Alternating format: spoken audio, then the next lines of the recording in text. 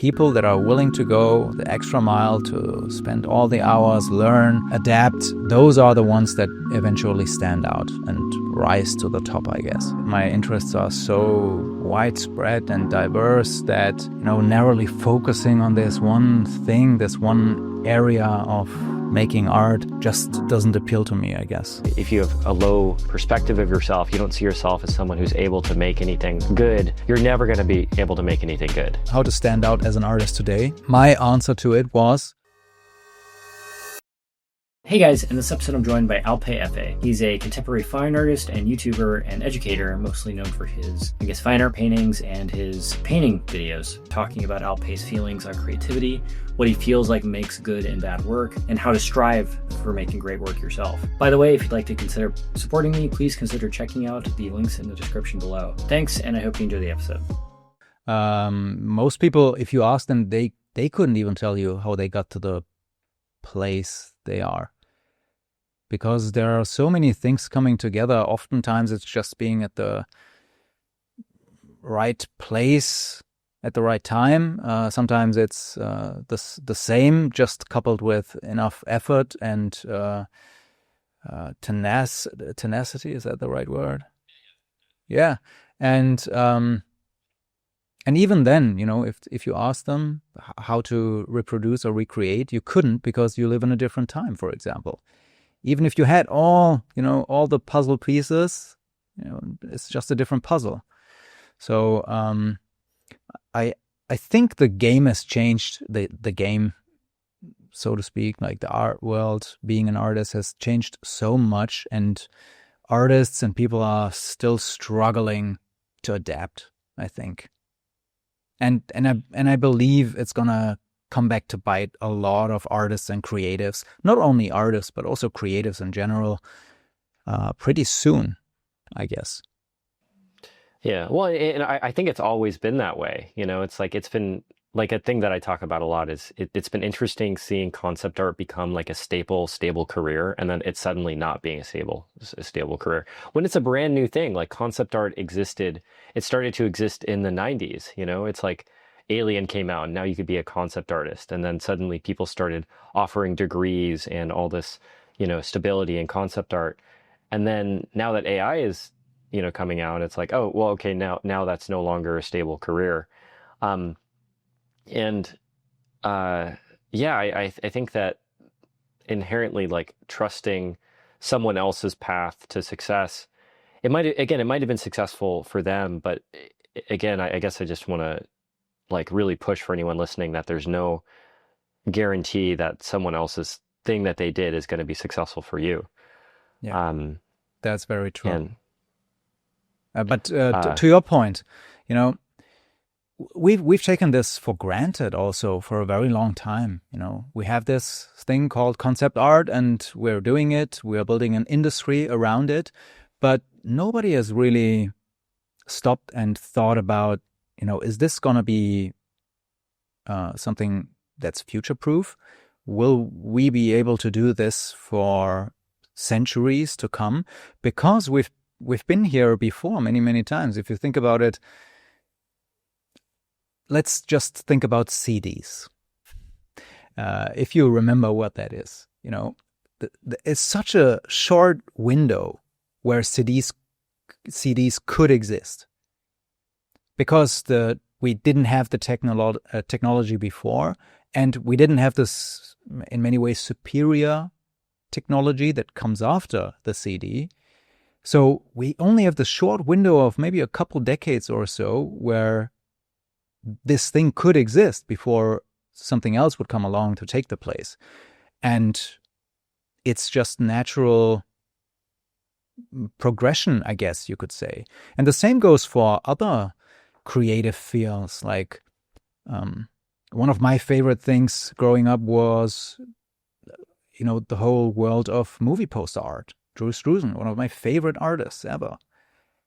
Or classic golden age illustration, Leyendecker, etc. You couldn't do what they are doing today because there is just no demand, and it's going to change, of course, every year from now on.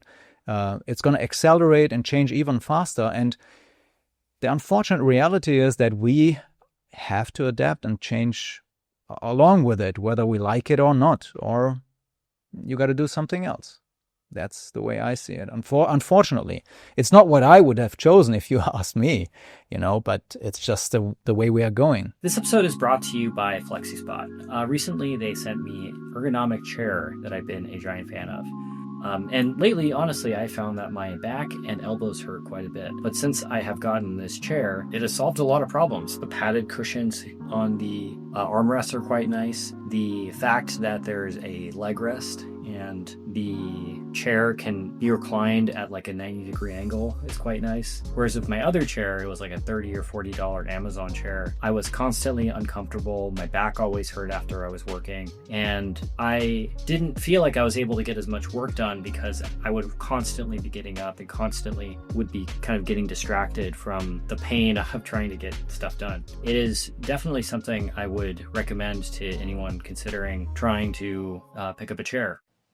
Yeah, it's just the reality of things. And I think if you were to ask Rockwell or Leyendecker or NC Wyeth in the moment, what's illustration going to look like in 100 years? There's no way they could have predicted they couldn't have predicted Magic the Gathering or AI or, the scale at which art, it has gotten to. Or even like digital painting. No one was able to predict that when that was happening. But saying all that stuff, I think it's also important for me to believe that there's something that everyone can still always do, that they can act on, that can contribute to their success, at least to some degree. Like it's not just like things are changing so fast, just nihilistic. You ignore everything, you just forget about everything.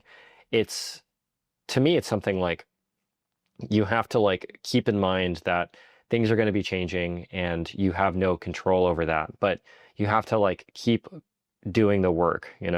I think something that I've talked about quite a bit has been that when you think about becoming an artist for more than a millisecond, it doesn't make any sense. Like, obviously you should be working as a doctor. You should be trying to be a lawyer because it's more practical. It's more tangible. The thing that you're creating is going to be able to help more people. But at a certain point, you have to be like, okay, no, I like this thing. It's worth creating no matter what the logical side of me is saying. And I think it's sort of a weird thought, but I think the more someone is able to lean into just making things that they like, eventually they can like meander their way through some zigzag path to the point where they're actually able to make something that is successful, or at least like it has an audience that lets them survive. Yeah, I mean there was always going to be a way. It's just going to be a different way. And instead of focusing on the things that you really, can't do anything about, it makes more sense to me to focus on the things that you have control over. And if you do that, there is always a way. But the thing you can't do, in my opinion, is just take this, as a given that it's gonna happen. You're gonna turn into an artist. You're gonna be able to make a living. It's gonna be fun. It's gonna be the thing you want. People. There's gonna be a demand. All of those things you just can't, predict, and you can't take as a given. And I believe the important thing is to kind of be conscious about that fact, because I recently gave a little panel at Comic-Con here in Europe and the Netherlands. And the topic was, I think the name of the panel was How to Stand Out as an Artist Today. And I started the panel with this meme of this painting of this dying woman on her bed, and over it you see written artists trying to be their own marketing manager, social media managers, shipping company, etc., etc. You've probably seen it before, and it's very true. That is how you feel at the end of the day. But it also comes, the fact that you can do these things today, it comes with a lot of opportunities. Because when I started out, I didn't really have the option to be my own social media manager because there was no social media around, and other people kind of gate kept that part, galleries, etc. So it's already different and in many ways better for artists today than it was 20 years ago in some areas, not in all, but it's changing. It's constantly changing and moving, and the only thing you can do is, kind of have your eyes on the developments, see if it's developing in a direction that you are willing to go and participate in, or if it's going somewhere where you just don't want to go. I mean, it's the same with other jobs as well. They are moving into directions where you maybe just don't want to do the job anymore. And I think it's like, again, maybe I'm repeating myself, but I think it's much more important than ever to be really, really conscious about what you want, where you're going, where things are going, how, these industries are developing, and making decisions based on that, if that makes sense. No, totally. I mean, I think it's like, again, when anyone thinks about doing anything creative for more than a second, it doesn't make any sense. I mean, there's the other things you should be doing, but there's also the like survival aspect of it where you need to be able to pay your bills, to pay rent, and there's no guarantee if you do a painting that you're going to be able to sell it. And to me, again, that's the hardest part about anything. I think anyone can be successful doing anything. You could be successful drawing comic books. You could be successful doing illustrations or fine art or something. And the people that I know that have been able to be the most successful at the thing, they were like willing to take the biggest risks, and they were able to, just stomach the discomfort of living beneath their means, and stomach the actual just nights in bed where you are worried about, whether or not the thing you're making is going to be consumed to the point where you're going to be able to do it. It's not how well you can draw a head. It's not how well you understand values. It's none of that stuff. And I feel like it's frustrating because I feel like when I talk to people, and when I was younger, they would give me advice on how to become a successful artist. They would just talk to me about that stuff, draftsmanship. But that's like 5% of the problem, and like the question of like, how do you sell a print, or how do you negotiate with galleries? How do you make a YouTube video that gets views? All these different things are things that are the most important thing to keeping it sustainable, but they're the things that no one teaches or talks about within the context of like a paid program, Yeah, very true. Yeah. And you know what? You actually, that was kind of the point of my panel. The answer to how to stand out as an artist today. My answer to it was choosing to stand out, going the extra mile, doing the things that other people are not willing to do. That is literally how you stand out today. And in my experience, it's exactly as you said, the people that are willing to go the extra mile, to spend all the hours, learn, adapt, those are the ones that eventually stand out and rise to the top, I guess.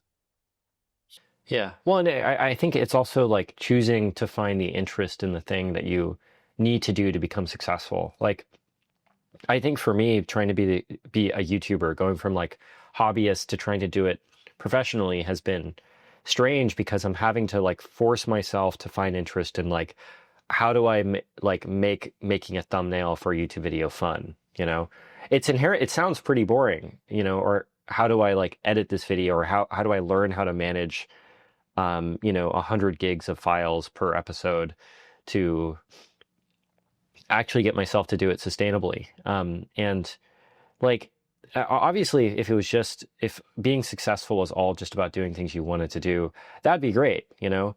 But if you want to go and become like a great gallery artist, you have to learn how to ship paintings, you know? Like shipping paintings is incredibly complicated, incredibly difficult, very risky. You can't insure paintings, like, and that's like a, yeah.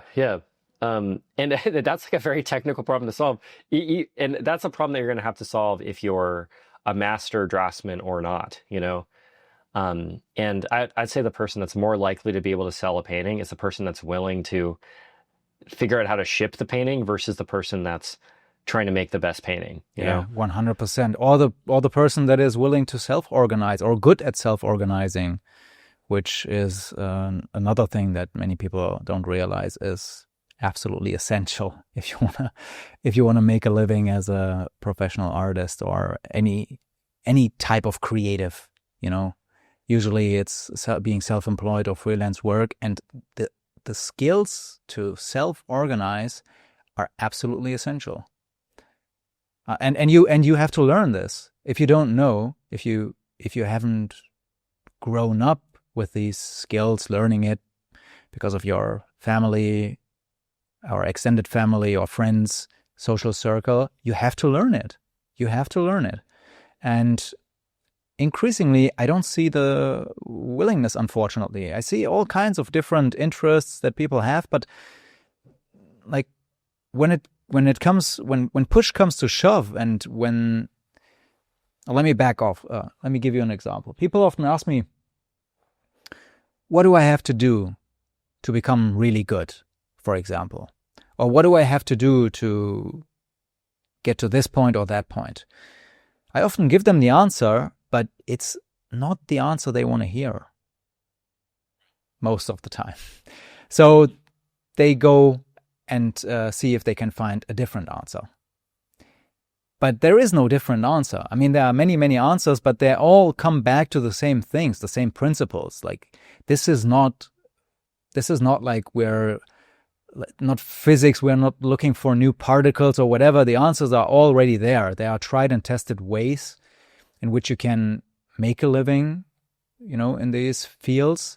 And there are a lot of them, but there are not like infinite amounts that are undiscovered, if that makes sense. So, and all of the answers mean a lot of work and dedication and self-organizing and,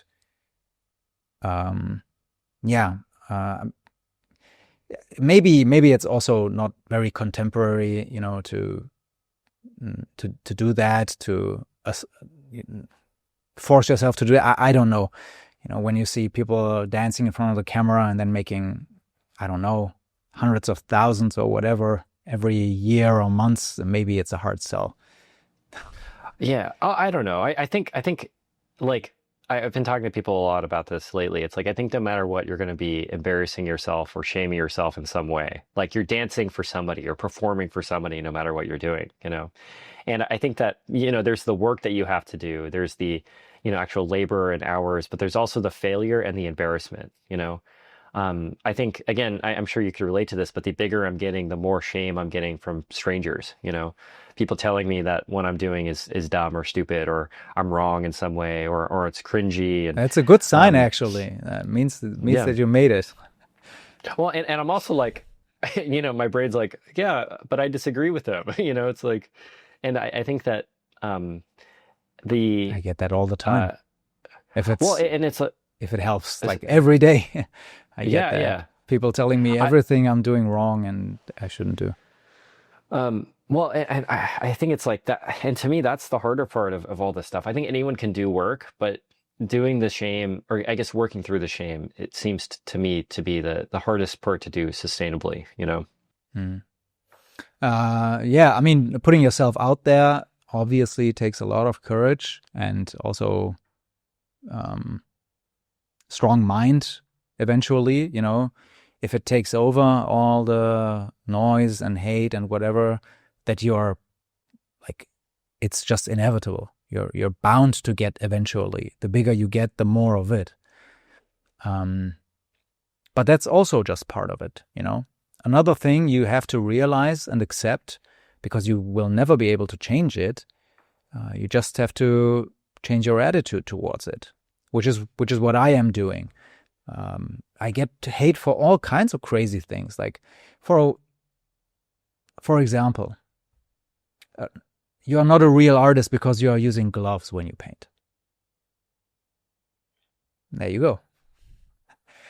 Or yeah, for a very long time, I got a ton of shit because people said that when you use a projector, you are not a real artist, which just leads me to double down, you know, because I'm not gonna have like random strangers tell me what it means and what it takes to be an artist, since I've dedicated my life to this craft. Like the past 20 years, every day, I've never done anything else.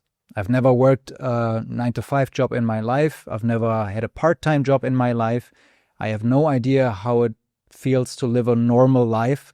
The only thing I know is how to make art and how to be an artist, and all of it that comes with that.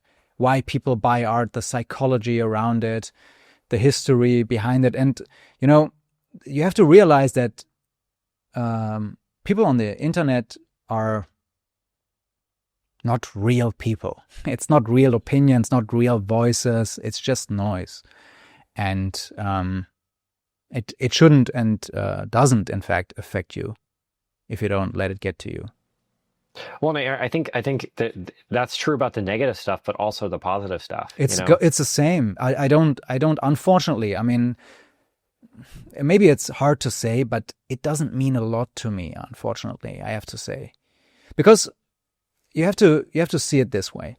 When I have a painting and 100 or 99 people out of 100 tell me how great it is, but they don't want to buy it. They don't want to have it. They don't want to hang it on their walls. But there is this one person, for whatever reason, that says, this is amazing. This is crazy. I'm going to give you a lot of money that I could spend on other things, food, etc., because I want to have it. In that moment, it's the most honest feedback you can get if someone is willing to spend money. It's more honest, and in many ways it weighs more than 99 people just casually telling you, you know, how great you are. And you have to be very careful with that kind of feedback, you know, on both directions, negative and positive.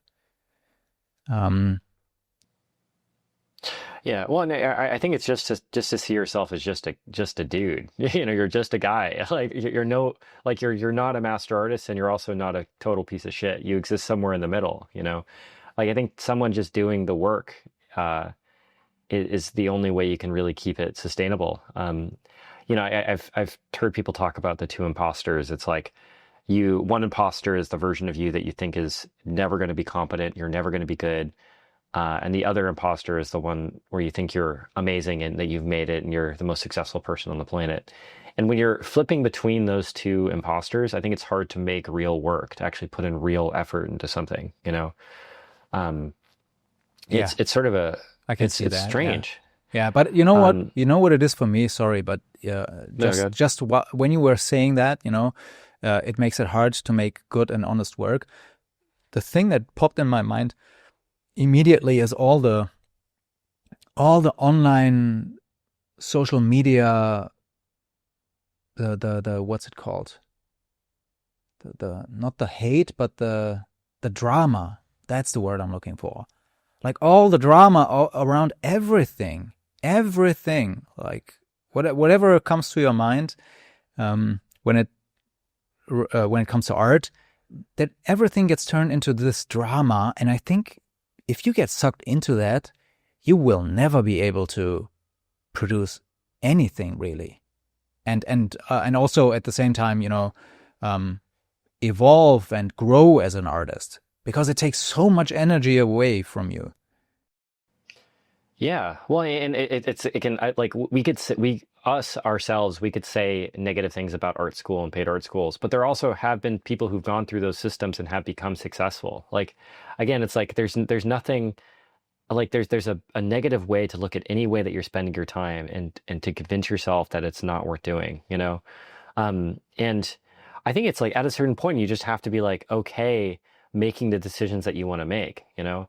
Like if somebody really wants to try to pursue like the lineage of doing like a John Singer Sargent-esque type craft where they're, you know, trying to sell paintings in that way to rich people and, you know, be that sort of artist, they could totally go and do that, you know? It might not be as successful. They might not be able to operate at the same scale that John Singer Sargent was, but there's nothing saying that they can't find success in their own way, No. you know? No, you can, for sure. You only have to be conscious about what it is you are doing and how, you know, how it fits into this whole art world.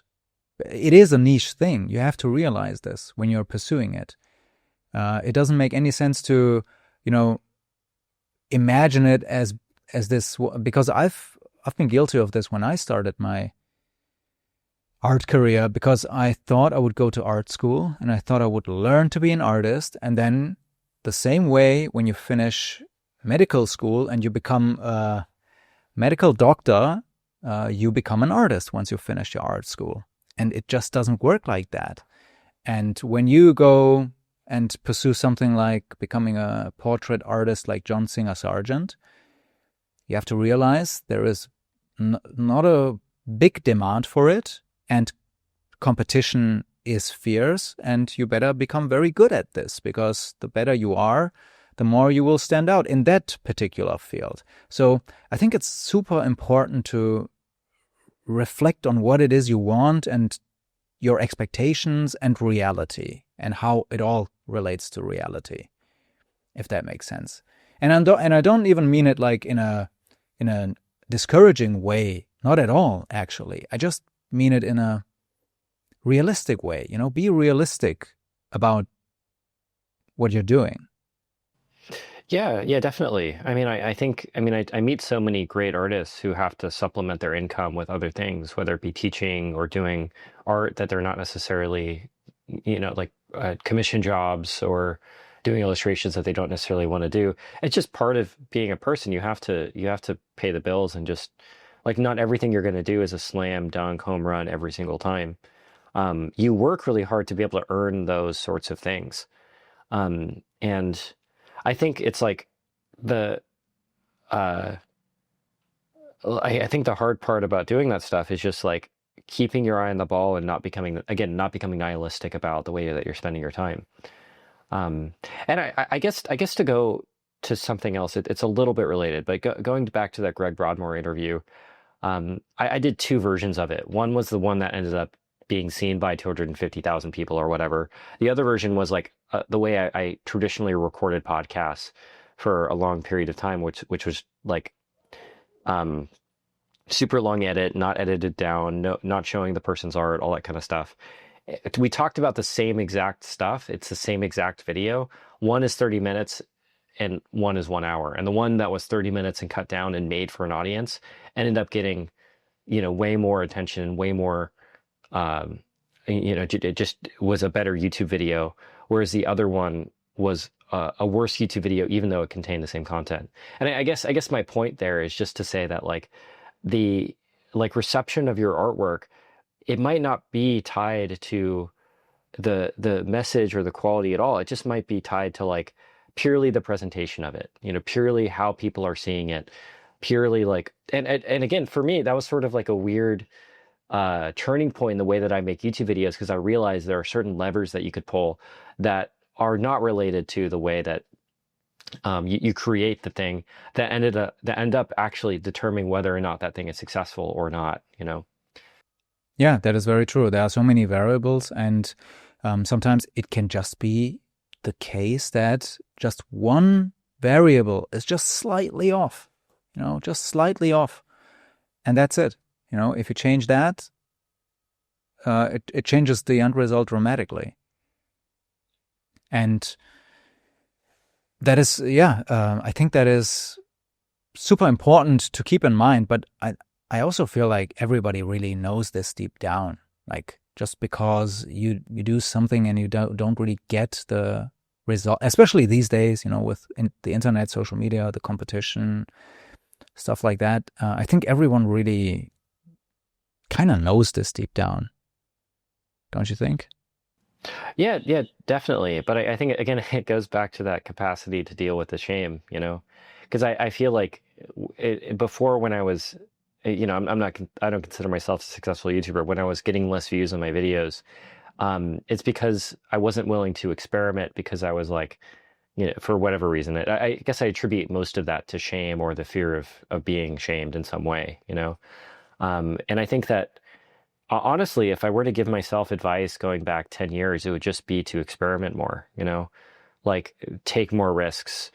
It's going to work out just fine. And I'm sure like for anyone that is listening to this that might be considering some creative endeavor, whether it be YouTube channel or starting a podcast or a graphic novel, paintings, whatever, you really don't find those levers, or you don't even realize you can pull levers that'll make something more or less successful until you start that process of experimenting and failure and experiencing the shame. You got to do something. You got to do it. Yeah. I mean, nothing's going to happen if you don't do anything. But this also, I think, kind of ties into what I talked about in my response video to Greg's interview, or the video you did with Greg, which is a super nice guy, by the way. He also reached out on Instagram to me after the video, and he liked it. So, super cool dude. But I think, the artist's ego has become such a big problem collectively. And I have to say, I have no idea how you can fix it, but I think this is also a huge part of the problem, the artist's ego, like the constant need for validation, but at the same time, constantly second guessing yourself. This is all tied to ego. And in the video, I talked about how, everyone wants to be seen, but they don't realize that nobody's really looking. And when I say nobody is looking, it just means that, it's not literally nobody is looking, but very few people are looking. And the problem is that oftentimes the same people that want to be seen aren't willing to look. So there is no reciprocity. You as an artist, you want to be seen and you want to talk about art, but you don't participate in the same way. You don't look at it, you don't participate in it, you don't consume it. And this creates this very strange environment. And in some ways, I think this is just a result of, the death of the online forum for artists. Early 2000s, every artist was in an online forum and they came together. That's the place where they kind of exchanged, met like-minded people, etc. And when social media came around, it became, all about the individual, and everyone was after their own fan base and likes and stuff like that. And to this day, this has, become even more extreme. And I think we're almost at the end now. And the thing is that it just can't work like this. If everyone is always after their own success, attention, fan base, whatever, it's just not going to work because the demand is not there. You have to create the demand yourself, as we artists need to do in many ways. You have to create the demand for all of the things, whether it's painting that you're doing, or art podcasts, or sculpting, or concept art, or whatever. Again, it's not black and white. There are gradations to this, but simplified and maybe a bit exaggerated, the demand, we have to do a better job at creating demand ourselves. Well, and I think kind of springboarding off that, like I think when I talk to people about what the most important part of an art education is. I think it's more so like therapy, you know. I think more people need therapists than art teachers, or at least they need like a good basis in philosophy. Because I think that being able to create your own demand, the basis of that is thinking that the thing you're doing is important and valuable in the first place. And if you have a low perspective of yourself, you don't see yourself as someone who's able to make anything good, you're never going to be able to make anything good. You know, it doesn't matter how much training you have. It's if you are constantly second guessing everything that you're doing, you're never going to be able to create that demand. So you're never going to be able to create that business that lets you pay rent, and you're never going to be able to actually keep it sustainable. You have to educate. Yeah, for sure. And education is just, it's everything when it comes to that. And I see this very often when I give workshops. I give like a couple workshops every year. And usually when I can, I take the group to a museum. And you'd be surprised how many people that come to art workshops, that love to paint, that love to create and make art, have either never been to a museum or are not really interested in the art in a museum. I think you'd be surprised. It is definitely more than 50%. And this is because they love making and creating, but they have not developed the love for immersing themselves in this universe. Like learning how to see art with different eyes, you know, just not just the surface level, but everything around it. People are often super surprised when I take them to a museum, show them a painting, famous artist, Rembrandt, whatever, and they look at the painting and they're like, this like muddy, brownish painting, and they don't really see the appeal or why he is so famous and why everyone knows the name. But there is a reason for it. And once you start talking about it, once you start explaining, you know, your own enthusiasm is kind of empathetic. It catches on. It inspires. And I see this over and over again, but they have to, I'm not excluded. I had to learn this myself at some point. You have to learn it. And I think that is super interesting because nobody really talks about these kinds of things. I don't really see anybody talk about these things in the art sphere, whether it is online or offline. Even when you go online, I just see like this drama stuff. But I don't see like this honest pursuit or honest, passionate discourse about these kinds of things. And they don't need to be elitist, by the way. Don't get me wrong. You know, you don't have to only talk about technique or art history or whatever. You know, you can do this in a very hands down, grounded way where everyone feels included and you can inspire people. I mean, there are channels online that do this kind of stuff, but interestingly, funnily enough, it's not art channels in particular, but rather, you know, video essays that just have this one topic that they talk about that happen to be about art. And I tried this for some time, you know, getting people excited, but you know, at some point, if you're alone, if you feel like you're doing it in a what's it called? A vacuum. It's kind of lonely. Yeah, well, and I guess it goes back to just like the problem of an artist in general is that you want to talk about something much deeper and more meaningful to you specifically, but you have to exist in whatever medium that you're existing in, you know? Like if you want to make YouTube videos about deep philosophy and you know, like things that are deeply important to you, you're going to have to make a super clickbaity thumbnail at some point, you know? You're going to have to present it in a way that people will actually click on it. And I remember talking to Stan about this, where like he was telling me that he essentially just copied Andrew Loomis's book and turned those into videos. And the reason those worked as viral videos was because he was able to like condense it down into something that was fun for people to watch. Like just making something like an Andrew Loomis book instead of having to read it. You could just watch a video and be entertained by it, and you're kind of tricked into learning something, you know. And I don't know. I feel like no matter what thing that you're making, you're still having to make a compromise, but that doesn't necessarily diminish the value of it. Like, I think that looking at J.C. Leyendecker or the Sistine Chapel or any great work of art, there's a nihilistic or pessimistic way of looking at it as commerce. You know, you see it as a client hiring them to do a work of art, and to them it was just them doing work.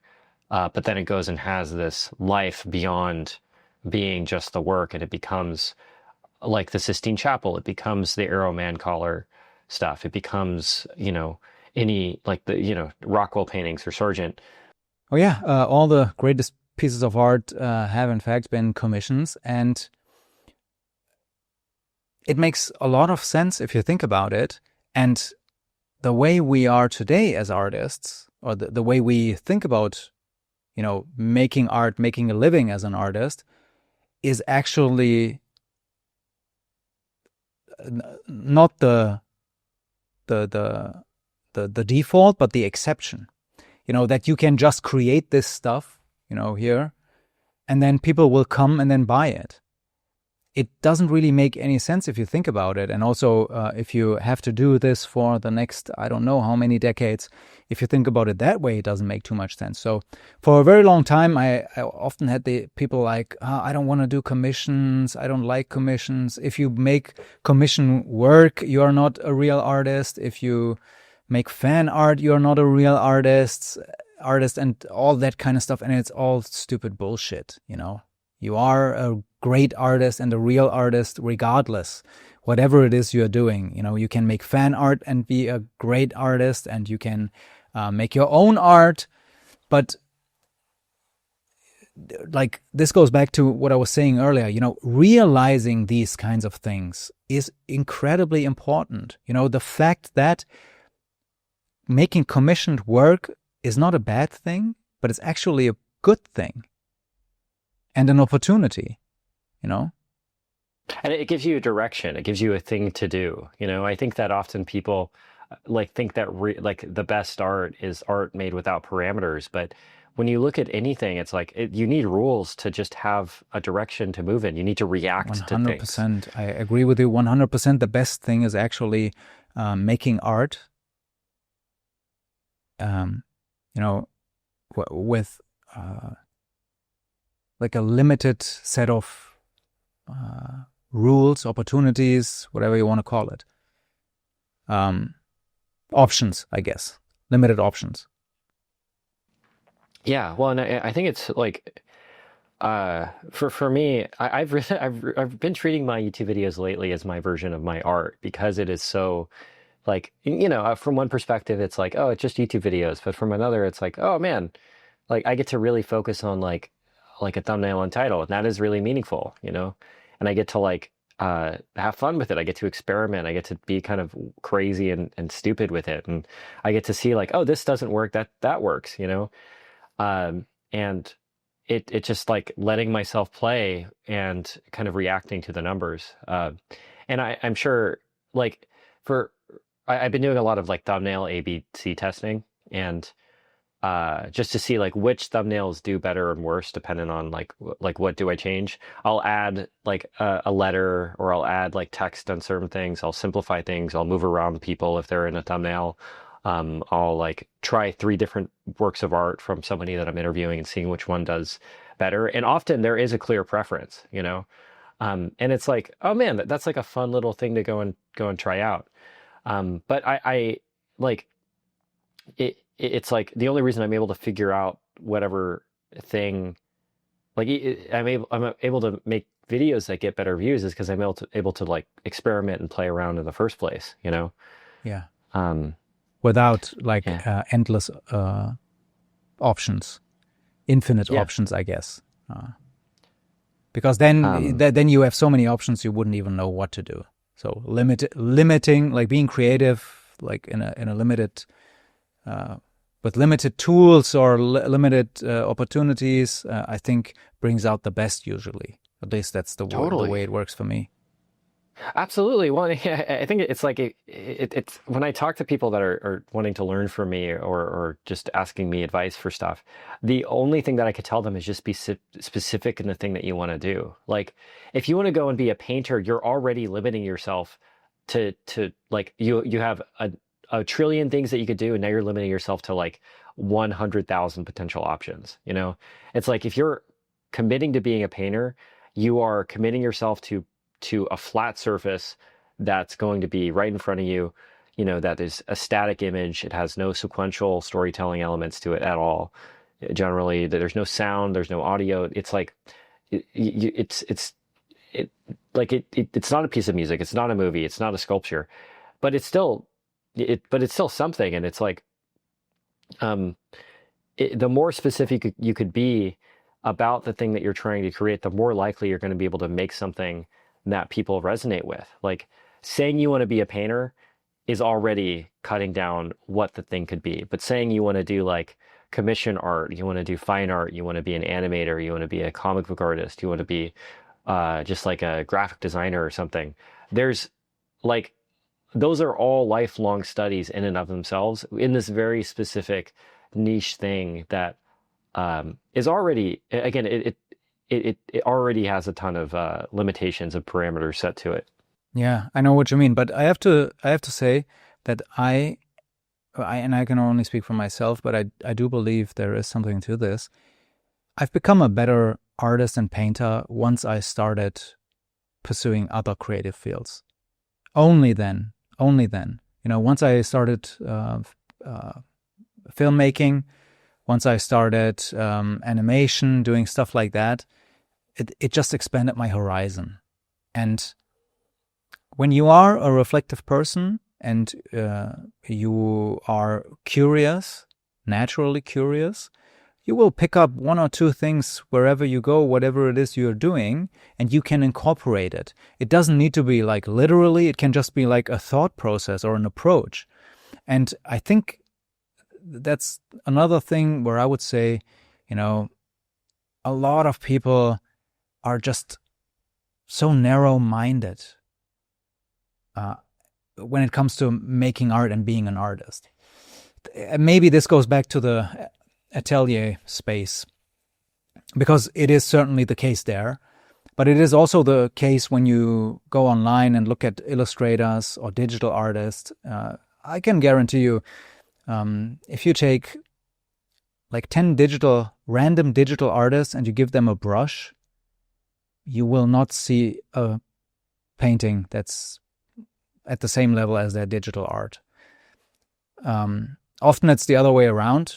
Often it's different the other way around. But unless you do it, unless you really do everything a bit, you know, you're not going to be able to do that. And it's you can be, of course, like the best digital artist in the world. But I feel like the times are changing in a way where we have to be more than just this one thing. Because as you said, you know, it's not about like being the best. Nobody needs the best. You're not going to be the best if you are the best. Or excuse me, you're not going to be the most successful if you are the best. You're going to be the best if you're going to be the most successful, rather, when you can do a lot of things. And when you can provide a lot of services, and when you can adapt and mix and match different skills, fill all kinds of different shoes. And I always encourage people, you know, whenever they ask me, make stuff, make a lot of stuff, and be curious. You know, go to a museum, go to a park, travel. You know, you need input. You know, we work the same way that machines learn, that AI learns. You know, you have to put a lot of things in, and then you can use all the input and create something new from it. But if there is no input, you know, there nothing can come out. Totally. I mean, I guess contextually, like I lived in a van for about, I think 3 or 4 years in my 20s. And I've driven back from California to New York 6 times. So And I just like being in the Midwest, being in the South, being in the Pacific Northwest, being in New York City, meeting a ton of like it's like the side of my life that I have not shown really many people at all. Like being in the middle of Arkansas and like a Walmart parking lot and just like, you know, I just like I feel like I learned more doing that than I ever did by being in colleges or schools or taking classes, you know. Talking to Greg has always been really interesting to me because he is successful. Like he has worked on multi-million dollar movie projects as like a major contributor. Like he was telling me about a $60 million game project he was putting together and something he was in charge of. And seeing how like, oh, like he was like societally seen as a loser until he was 30. And then suddenly now he's working with Peter Jackson and like he contributed a lot to District 9. I'm telling me about all these celebrities and different things he's done, but that was just like one day to the next. Like it's completely unpredictable, but it's like to see that like, oh man, like the stuff that he's valuing now is doing like a comic book that's probably not going to be seen by millions and millions of people. It's like, oh, that's like inspiring. That's interesting. That's actually much more compelling to me creatively than operating at that crazy scale. Um, and yeah, Yeah, maybe it's for him, like he can do that with a calm mind now, like after he's done all the like Peter Jackson and whatever stuff. Like maybe that is something that just comes with experience and age. You know? Yeah. I mean, I want to be a big YouTuber. You know, it'd be nice. Careful to have, careful what you wish for. Yeah. Careful. I don't know what you imagine it's gonna do to you and your life, but it's probably not gonna be that. No, I mean, I think it's more of just like I don't think it's necessarily something that I think is gonna change my life in a really meaningful way, but I think it'll just be like the same as like, oh, I ran a marathon in my life, or I, went to Antarctica once. It's like another checkbox that you could be like, oh, that was a cool thing that I had the chance to do. Yeah, I mean, you can totally do it. The only question is it gonna be worth it? Yeah. In the end, and you never know unless you try, obviously. So you got to do it if you think that you have to. But in a lot of those things, you can at the very least prepare yourself mentally for what's going to come, because it's going to come with a lot of online hate and drama and stuff like that, unfortunately. Well, I guess that's the dark side of operating at scale or doing anything successfully. Like you look at people burning out who are celebrities or actors or, people who are working on these giant projects. And, I think it's easy to be like, oh, like what, like really that person has $100 million. How could they ever, be burnt out? But when everyone around you is judging you or telling you you're doing bad work or like you're having to take these giant risks. Like I wouldn't trade my life for Mr. Beast's life. Jimmy seems like he's suffering constantly and he's under an immense amount of pressure and strain all the time. Yeah, I can't imagine what life must be like for these kinds of people, having that much going on all the time, responsibilities. I think Bill Murray once said, the money is great. The money is great, but he could do without the popularity and visibility. And I think it's like, again, going back to the two imposters thing, when everyone loves you, it's like, that's, you're still just a person. You're still gonna, again, having been around so many successful people, and having the chance to interview so many successful people, to see that so much, like you still shit, you still have to like blow your nose, you're still going to get sick. It's like you're still at the whims of just what it means to be a person. You're still mortal, and I think to me, making like I don't know if making work that's liked by a lot of people is like a part of this whole thing, but I think to me making like truly great artwork to me is more so like knowing how knowing yourself, knowing how mortal you are, knowing your own flaws, but still finding it within yourself to go and like do the work in spite of knowing like, okay, like the fame doesn't matter. The I'm still gonna be me at the end of this very difficult thing that I'm trying to do, but it's still worth doing for whatever reason, you know. That there's still some like deeper like, you know, like deeper thing that's happening other than this just being um, like a collection of like illustrations or something. Like I something that I've talked about a little bit before has been uh, you can look at a painting, any painting that has ever been done, it's just an arbitrary collection of oil on linen, you know, or if you go even deeper than that, it is just like atoms and molecules being uh, put together in a certain way to be representative of a specific object. And it's just a commission or it's just this. But it is obviously much deeper than that. Like something like the Mona Lisa, like is much deeper than just being a painting. You know, it is something that survived through World War II. And it is also something that was painted by Leonardo da Vinci, and it's also something that's culturally significant to France, or like it means so many different things to so many different people. It's not like it's no longer a painting. I guess is what I'm trying to say. You know? Yeah, that is true. Although at the same time, I would push back in a sense that it's also not that deep. You know, all of it. It's not a bad idea not to take everything, you know, for so important that we do as artists and we think as artists. It's not, and there, and it doesn't need to be. You know, artists do have all kinds of different motivations. Some people have something to say, other people don't, at least not consciously. You know, whenever you do something, it tells a story, regardless whether you intended to do that or not. But it doesn't need to. You know, you can also just love making art and paint. I feel like so. It's like this goes back to the ego thing. You know, and I've seen this like when I studied art.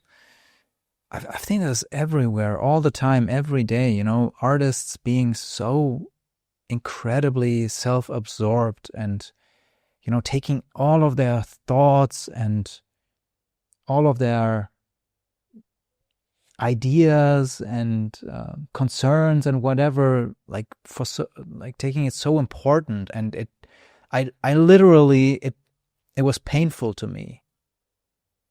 Because I just come from a very different background, and I always thought that, guys, it's not that deep.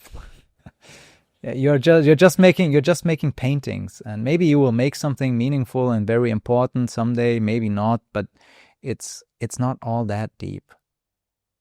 I agree with you, but I also would say that like it's not that deep to you, but you don't. I guess what I'm trying to say is like you can't predict the life of the thing that you're creating, what it's gonna mean to other people, you know, like which is crazy. I mean, you know, I was watching this video recently of a guy who was stalking John Lennon, and he showed up to his house unannounced and just kind of surprised him. And he had thought that he had written all of these songs about him. He had thought that John Lennon had written songs about him because they were so meaningful to him in that moment. But John was saying that it's like, oh yeah, this just sounded cool to me in the moment. Like I just put random words together. It doesn't mean anything to me. But obviously the Beatles are much larger. Like they mean so much to so many different people. And I don't know, it's like, it's sort of finding that balance between yeah, like you still like making a painting, making a thing is very boring and very mundane, but then the lifespan of what it ends up being is like, oh, that becomes Lord of the Rings, or that becomes like this very culturally significant thing, and something that ends up changing someone's life in some meaningful way that allows them to be more optimistic, or allows them to sort of navigate more of the like it's like the darker moments in their life. Yeah, but that is like external. That comes externally. The people by interacting with the thing you put out into the world, that interaction creates meaning, and then from that, but you yourself don't necessarily. I mean, sometimes you do, but maybe in a different way. I think when you're trying to make something that's meaningful, it becomes lame and weird. Yeah. When you start to see yourself as like, oh, I'm a great artist, then you become you look stupid. Yeah. So, and it's like, I'm thinking of one thing just popped in my mind while we're talking about this. It's this very weird performance art by German artist Joseph Beuys. Have you ever heard of Beuys? He did all these these sculptures where he had like fat, like literal fat, and then turned them into these geometric objects and stuff like that.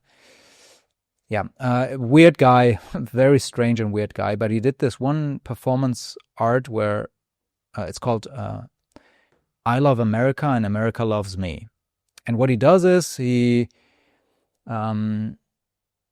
boards a plane. So he gets into a straitjacket and then boards a plane. He can't see anything. He flies to New York, and then from there he's taken into a gallery, into the first floor or something, and then he gets put in jail together with a coyote. And then he spends an entire week or so with the coyote, and he only has this like this blanket that he's carrying around and trying to protect himself from the coyote all the time, the entire week. And then after that, after the performance, he gets put into the straitjacket again. He's taken to the plane and then flown back to Germany. And he's never seen anything. It was his first time in America and in New York. He hasn't seen anything. Just spent 5 days with the coyote in this gallery, in the first floor of the gallery. And the point is, let's not pretend that this has meaning or anything. Like, let's not make it into something like incredibly meaningful or whatsoever. But when I saw this, it still had some meaning to me, in a sense that I couldn't help but appreciate the dedication this guy has. His first time in America, he hasn't seen anything, he hasn't done any press tours, whatever. He just did his performance thing, as strange and weird as it is, and then he went back to Germany, and that's it. So there can be, at the same time, you can do something that's, let's be real, not that deep and meaningful, but it can still create meaning in a way.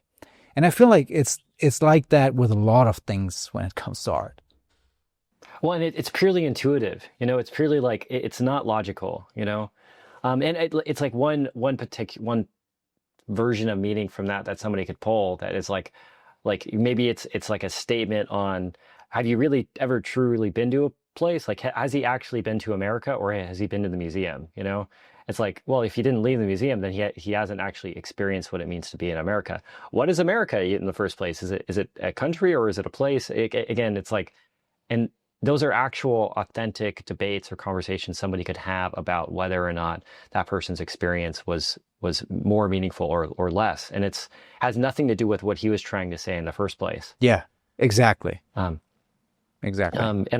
And I think it's like, have you read Into the Wild, the book?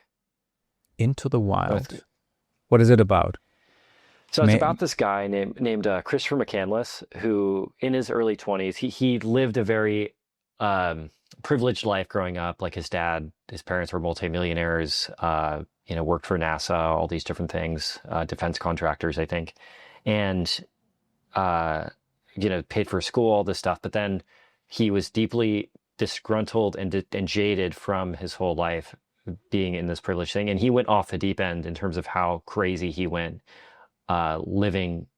So he just like essentially walked into the woods and like totally cut off his family and just lived like that for years. So he would hitchhike, live off berries and hunt his own meat, all these different things.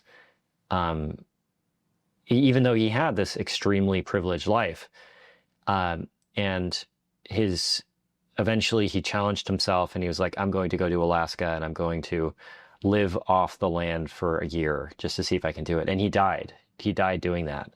And it was written by this guy named John Krakauer, who talks about how he had a very similar trajectory growing up, to where his version of it was going to the Devil's Thumb in North Dakota by himself during winter, where it's negative degrees, and climbing that alone. And he almost died, almost had the same exact story of Christopher McCandless. And he talks about how he went and did the thing that he wanted to do, but he came back, and talking about how the thing that drove him to do that was this idealism around authors like Jack London, or this like American West, like just living off the land, this romanticization of quitting your job and just moving into the woods and doing exactly what you want to do all the time. And then coming back to his life after doing this thing, this heroic thing, this like destroying of the ring of power in Lord of the Rings, like, and was existentially depressed because how normal his life was when he returned. Like, he thought, once I accomplish this crazy thing, this thing that's deeply meaningful to me, that has taken me years, that's extremely challenging, the hardest thing he's ever done, he comes back and the next day he's painting a roof because he needs to pay rent, and how like silly that is. It's like, I think Tolkien sort of talks about this in Lord of the Rings, where Frodo and Sam go and destroy the Ring of Power and essentially destroy evil, and they come back and the other hobbits are judging them because they like their lawn is not kept well or something, and I think it's like there's a similar sort of trajectory for being a painter, to where you feel like you go and you create, you become the master, you go and make a great work of artwork, and you come back and you still have to like do your taxes. And it's like I think like my van, again, much less risky than what those two people did, but my van was my version of that, to where I romanticized this departure from security, and this departure from this thing that I saw as deeply flawed and evil, which was just like corporate societal norms and stuff, and then coming back and being like, oh man, like it suffering still exists. I have not become some enlightened being by having gone and challenged myself in some deeply meaningful way. Yeah. Earth is still moving the same way, and exactly. Yeah, I get what you mean. Yeah, but it's the same for every artist. Yeah, you start out like most of the time very young, and you are naive, idealistic, etc., etc. And then like reality hits you eventually. You still have to pay your rent. It doesn't matter how much you love making art. You still have to pay your rent, and you still have to pay for materials just to get started, just to make something. Yeah. Well, and I feel it like I read Carl Jung's biography a couple years ago, and he was talking about how like he had like a death of God moment, to where he he realized that, oh man, if God truly existed, how can he make me with suffering? How can he make me with the ability to feel anger and cause suffering to other people?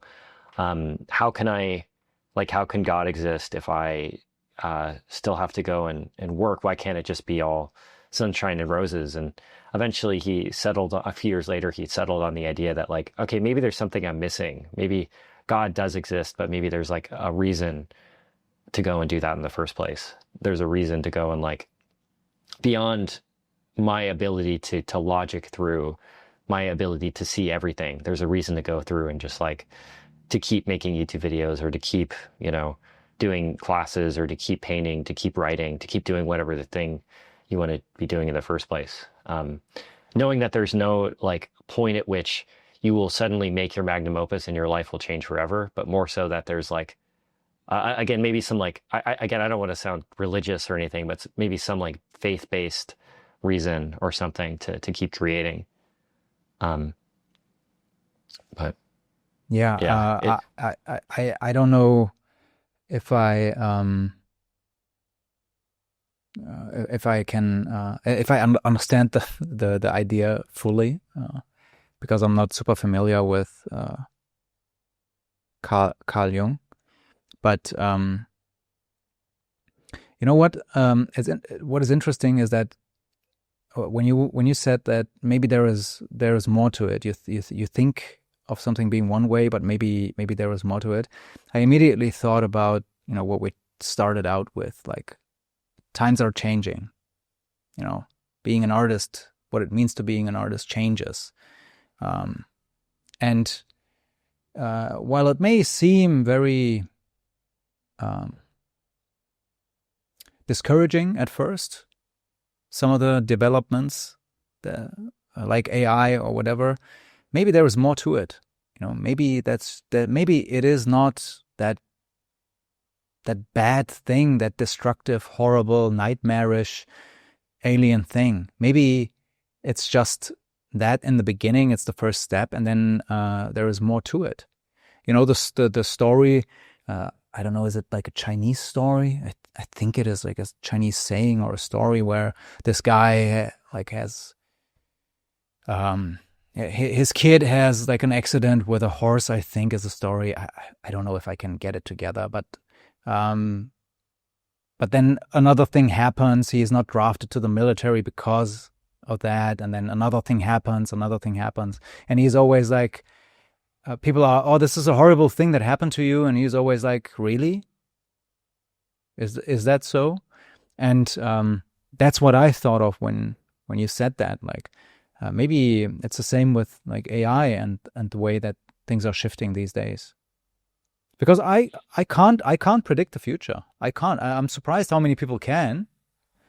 Everyone tries. I mean, apparently everyone has the answer already, but I don't have it, unfortunately. And I can't say for sure that it's going to be a bad thing. Honestly, I have to admit. Like, people ask me all the time. They ask me like, "What is your stance on AI? What do you think, etc." And I have my views on it, but it's not fully formed yet because it's still in development. Things are changing. But the thing I'm not, the one more thing, and then like the one thing I'm not gonna do is I'm not gonna sit here and cry. That's what I'm not gonna do. Yeah. Go ahead. Sorry for interrupting. But I think with AI, people they're seeing it as the death of painting or the death of art. And it's like, AI is amazing. AI is a miracle. I think that the ethical concerns around it are also worth considering. It's like everything else. It's not completely binary in whether it's correct or incorrect. And to treat it as such is a mistake. Like, it is flawed in the same way that everything that is created is ever flawed. Again, if you own an iPhone, you are participating in some amount of like slave labor, because the cobalt or lithium that was mined to enable you to have an iPhone that works was mined by children in Africa. That, again, I'm not saying that to bash on people who are anti-AI or something, but it's like more complicated than just you have a thing and it is great and works and is amazing. And I guess going back to the Christopher McCandless Into the Wild thing, there's been an internal debate among people who've read that book on whether or not Christopher McCandless committed suicide or he was a total moron and wasted his life, And it's very polarizing. There's people that think he is a total piece of garbage, threw away this privilege that so many people would kill to have, and so many people who look at his life as him trying to live this romantic thing, and that eventually led to a book being written about him that has inspired and influenced millions of people. Like, there's a movie made about it and all that. And it's both things. It's both things depending on how you look at it. And they're both correct. And that's the frustrating and scary part about it. Exactly, yeah. Um, That could be the yeah. same thing with AI, you know. I don't see why it couldn't be like that. You know, if you like just as a thought experiment, I did this a few times. Like just imagine you have no underpaid artists anymore. And maybe you don't even need or let's project this like a couple like centuries into the future. Maybe we don't have to work the way we do anymore. Maybe we can go back to ancient times like the Greeks or the Romans that worked like, I don't know, on average like maybe 15 hours a week or so. So what if that is the future? Like we don't have to work for money and making a living anymore. Well, wouldn't that be a great thing? Wouldn't that mean that you could be an artist, or only the people would become artists who really, really want to be? Like taking all of what's the word I'm looking for? Yeah, the commercial aspect of it out. Just art for the sake of making art. Wouldn't that be a good thing? Well, and again, it's like I think that people who say no are right in some ways. You know, they're also wrong in a lot of ways. Because again, if you look at commissions and great artwork being made from commerce, maybe the thing that drives somebody to become a great painter is that incentive. And when you remove that, and again, it's a very complicated, nuanced thing. And I think it's going to your point on ego, and getting rid of it. I think that there's a broader thing of like experiencing like a sense of death, like actual death, like the death of painting, the death of the side of someone's self where you're no longer useful, like you're no longer able to contribute in this really meaningful way. So you're having to like die in some sense. And I think that like it might be slightly unrelated, but on a broader level, people are talking about AI like it's the end of things and it's the end of creativity. It's the end of their lives and becoming very doom and gloom and like apocalyptic about it. But I think no matter what, like AI is not. It has never been a reason to stop painting. You know, it has never been a reason to stop creating. There's a trillion reasons to never make anything in the first place. And the number one being is your own actual practical mortality. Like, I think people, they look at AI, but they don't look at their own death. Like, that is a much larger reason to never paint in the first place. Like, you have a finite amount of time on this planet. And if you're going to let AI determine whether or not you're going to be a creator or not, you're going to be dead in the water in the first place. Like, it's already not worth doing, you know? Like if you look at just the democratization of skills, in the past 100 years, the only people that even had the chance of being a line decker had to be born in like America, you know, had to be born on the east or west coast of America. They had to meet very specific people. They had to go and to even have access to the information and the knowledge to train to go and do those jobs and the time to enable themselves. But it was to do that. it was also a very different time. I mean, in a way, the art world was a bit more of a meritocracy at that time. And that has changed completely. That's not the case anymore. And it's never going back. I mean, never say never. We don't know. But I don't see it going back anytime soon. And human labor is expensive. So this is, I feel like, the natural evolution, whether we like it or not. And then just whining about it all day, every day, is not going to do anything. And also going against it is not going to do anything because, like, it's just the way we're going. It is the same like when you were against MP3s like 10 or 15 or 20 years ago. Like, you just don't want it. You want to hold on to this idea of the physical medium and CDs and whatever. I mean, you can do that, yes, but it's still going to go away. 100% it's going to go away. And I think in a way, the unfortunate thing when it comes to these things, and maybe this is like on a serious note, I feel like the internet is a wrong place for these kinds of discussions, because there are a lot of people involved that are actually not affected, quite frankly. All these hobby artists, young artists, aspiring artists, they are not affected in the same way by these kinds of things as Greg is, for example, or I am. We are working in this industry, in this economy, and I've been doing this for over 2 decades now, and I am affected in a very different way than like a 15-year-old kid that likes to draw when they come home from school. Not that is not to take anything away from that, but it's just not the same thing when I say something about this topic than they say something about this topic. And I feel like the internet invites everyone to have these extreme opinions on these kinds of things. And the people that should say something, they are not participating. And that is super strange to me. That is actually insane if you think about it.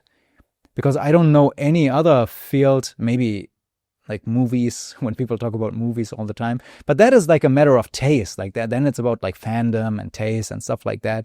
It's super subjective. But when it comes to this specific topic of AI, I feel like we're harming, our artists are harming themselves a lot.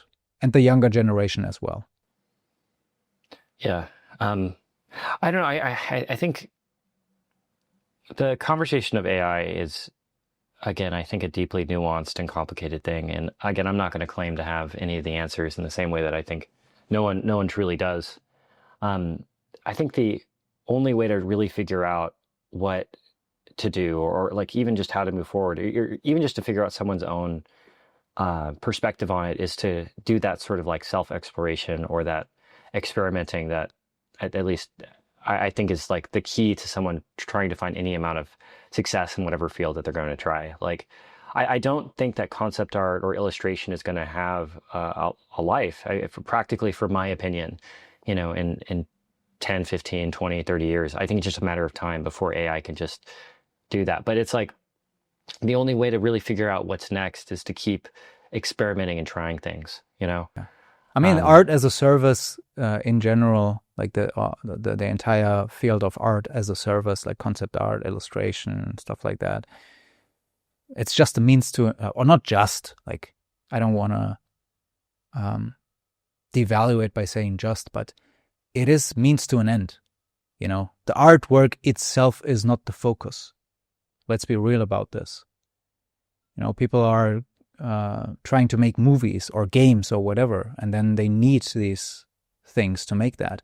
So maybe, again, it's a natural evolution. That it will be taken over by other things than humans and human labor. But the thing that I'm missing, and I've touched on this a few times when I posted on social media on this topic, the few times that I have. Where are all the artists that are like positive and what's the word I'm looking for here?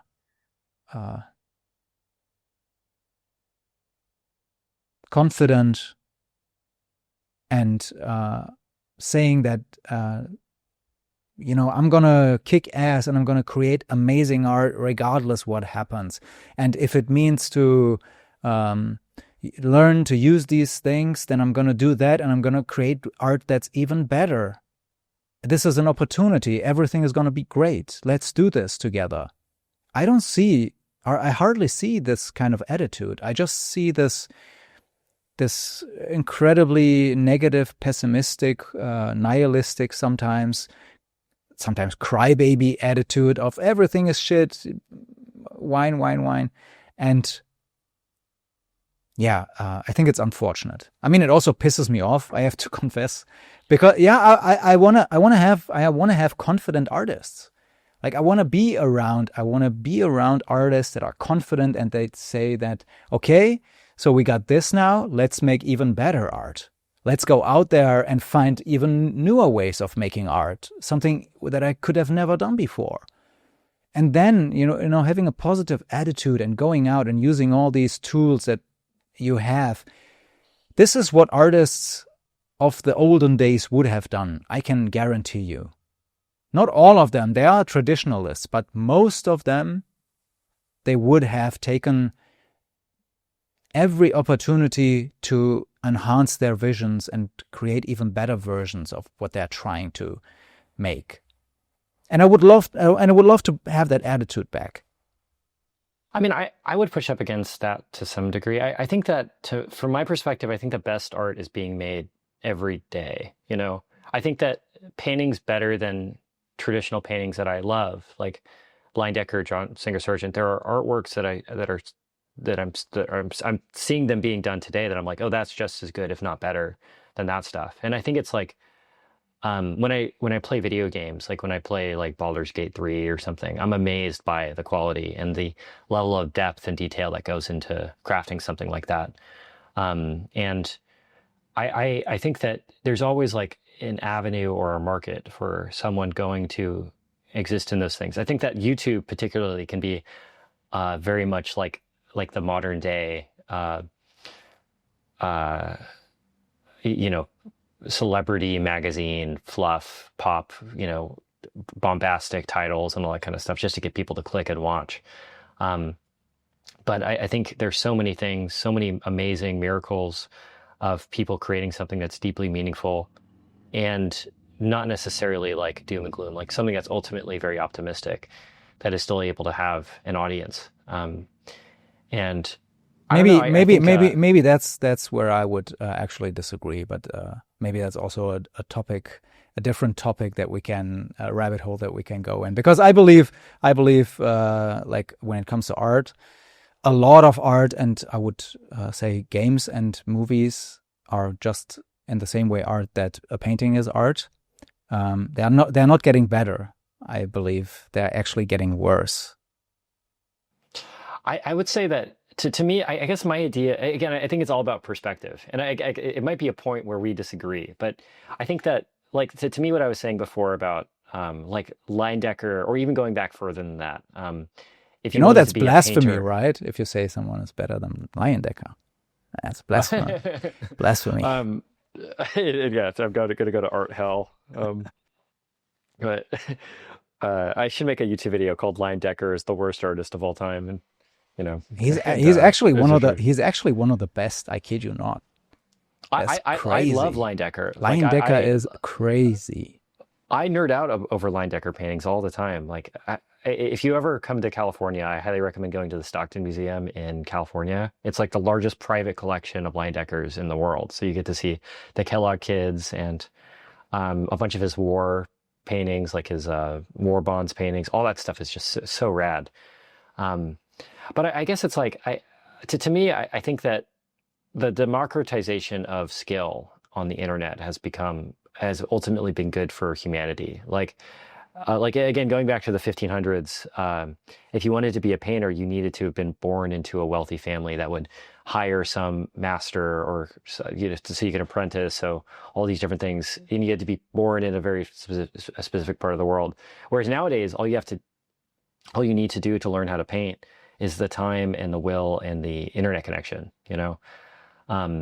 and I think it's like that is like ultimately going to lead to better artwork, whether it be movies or games or music, than just it being limited to the select amount of people who are born in like the Western world, That's interesting. I would love if you were right. I don't think you are, to be honest, because I am just to mention this. I'm actually writing a book on this very topic right now, this moment, and so I have a hard time. I have a hard time believing that, but maybe we should. I would love to have a longer discussion on that, maybe sometime, because I think it's a very interesting topic to compare artists and craftsmanship from the past to today, and the options that we have and the results that we have today compared to what they had back then. And you'd be surprised with some of the things that I have found out, like while I was researching for this book. I guess it's like do you believe that the best work has already been created? And have we peaked in terms of the best art that's ever going to be made? Yeah, the short answer, short. Yeah. And this is not like I see this. You got this. You got these archetypes, these things that are just 10 out of 10s, and you can't get any higher than that. And it doesn't mean that we can't have a 10 out of 10 again, but it's not going to get any better than that, if that makes sense. So it doesn't mean that we can't have similarly great things, but it's not going to get better. And on average, it's probably going to get worse. I would agree with you, but I suspect that we deep down agree about creativity, or I guess this particular topic, but I think it's maybe phrasing it in different ways. I would agree with you that like great work has already been created, and it will never get better. But I think that by the nature of people being able to make more artwork, by less people have to work in the coal mines, now we have more chances for people to go and attempt to make those things that become perfect tens, Yeah, but there is so much playing into that, You also have economic factors, and then you have human labor, time factors. So many things playing into that, so it's kind of hard to predict. But there is never gonna be a movie like Back to the Future again, or Ghostbusters.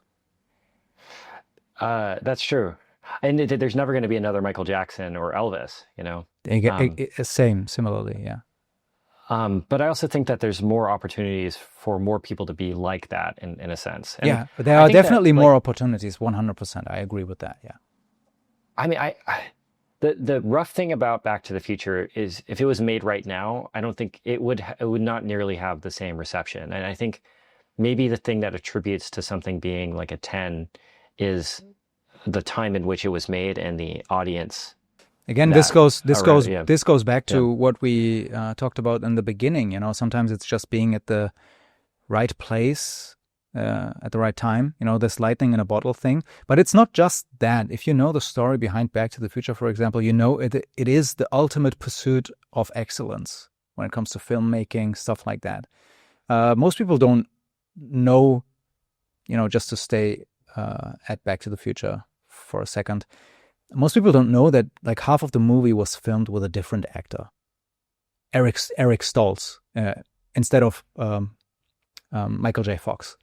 So they filmed half the movie, all the scenes, with this one actor, and then the director pulled the trigger and he said, "You know what? This is just not working. This is just not working." And he said, I'm going to make the decision. We're going to see if we can get Michael J. Fox to do this. At the time, he was like contractually doing Family Ties, this sitcom. And then they got him, and then they reshot everything. And if you you have to imagine someone going this extra mile, like saying, "You know what? For my art, for my vision, I'm gonna do this like extreme thing and start over again." In this economy and the way things are working today, it's very, very hard to imagine someone going up to a producer or something and then saying that. I mean, I don't see it. I don't see it happening ever again, at least in Hollywood. I don't think it happened. I think Hollywood specifically is too rigid in the way that they create things. There's too many moving parts. But I mean, I see great works of art being made in ways in that same way, to where they're making sacrifices in the name of a pure quality and trying to just make the best thing that they possibly can. I think I don't know. I can't think of any specific examples where they're going and making something, or they redo it and it comes out. I know there are instances like that. I just can't think of any. But I can think and of that, like the opposite example, because if I can't get it out of my head, like this scene with Superman from the Justice League movie with the the mustache. Yeah. The CGI. That's embarrassing. Yeah. That is embarrassing. And like if you had someone like Robert Zemeckis, he would have said, you know what? I'm just shooting the whole damn movie again.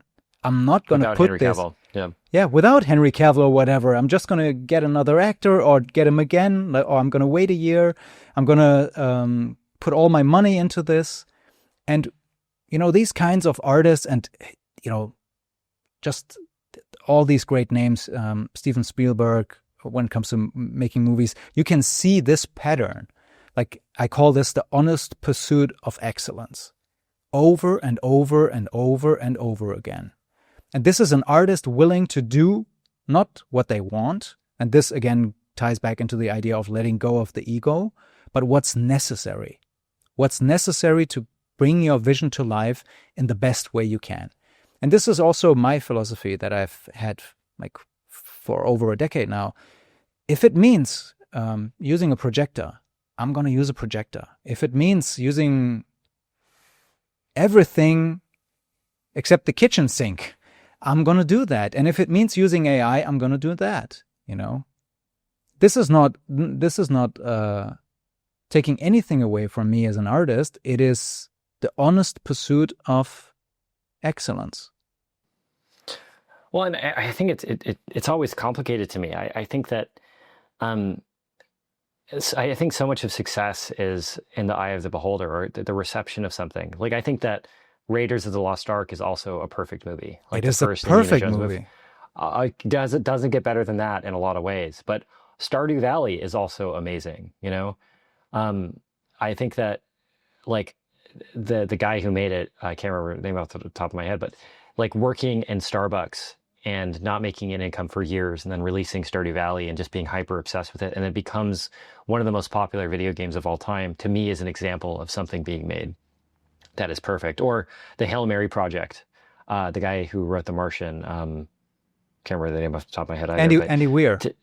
Andy Weir. Yeah. To me, the Hail Mary project is a perfect It's book, a great book, you know? yeah. A great book, yeah. you know? Fantastic book.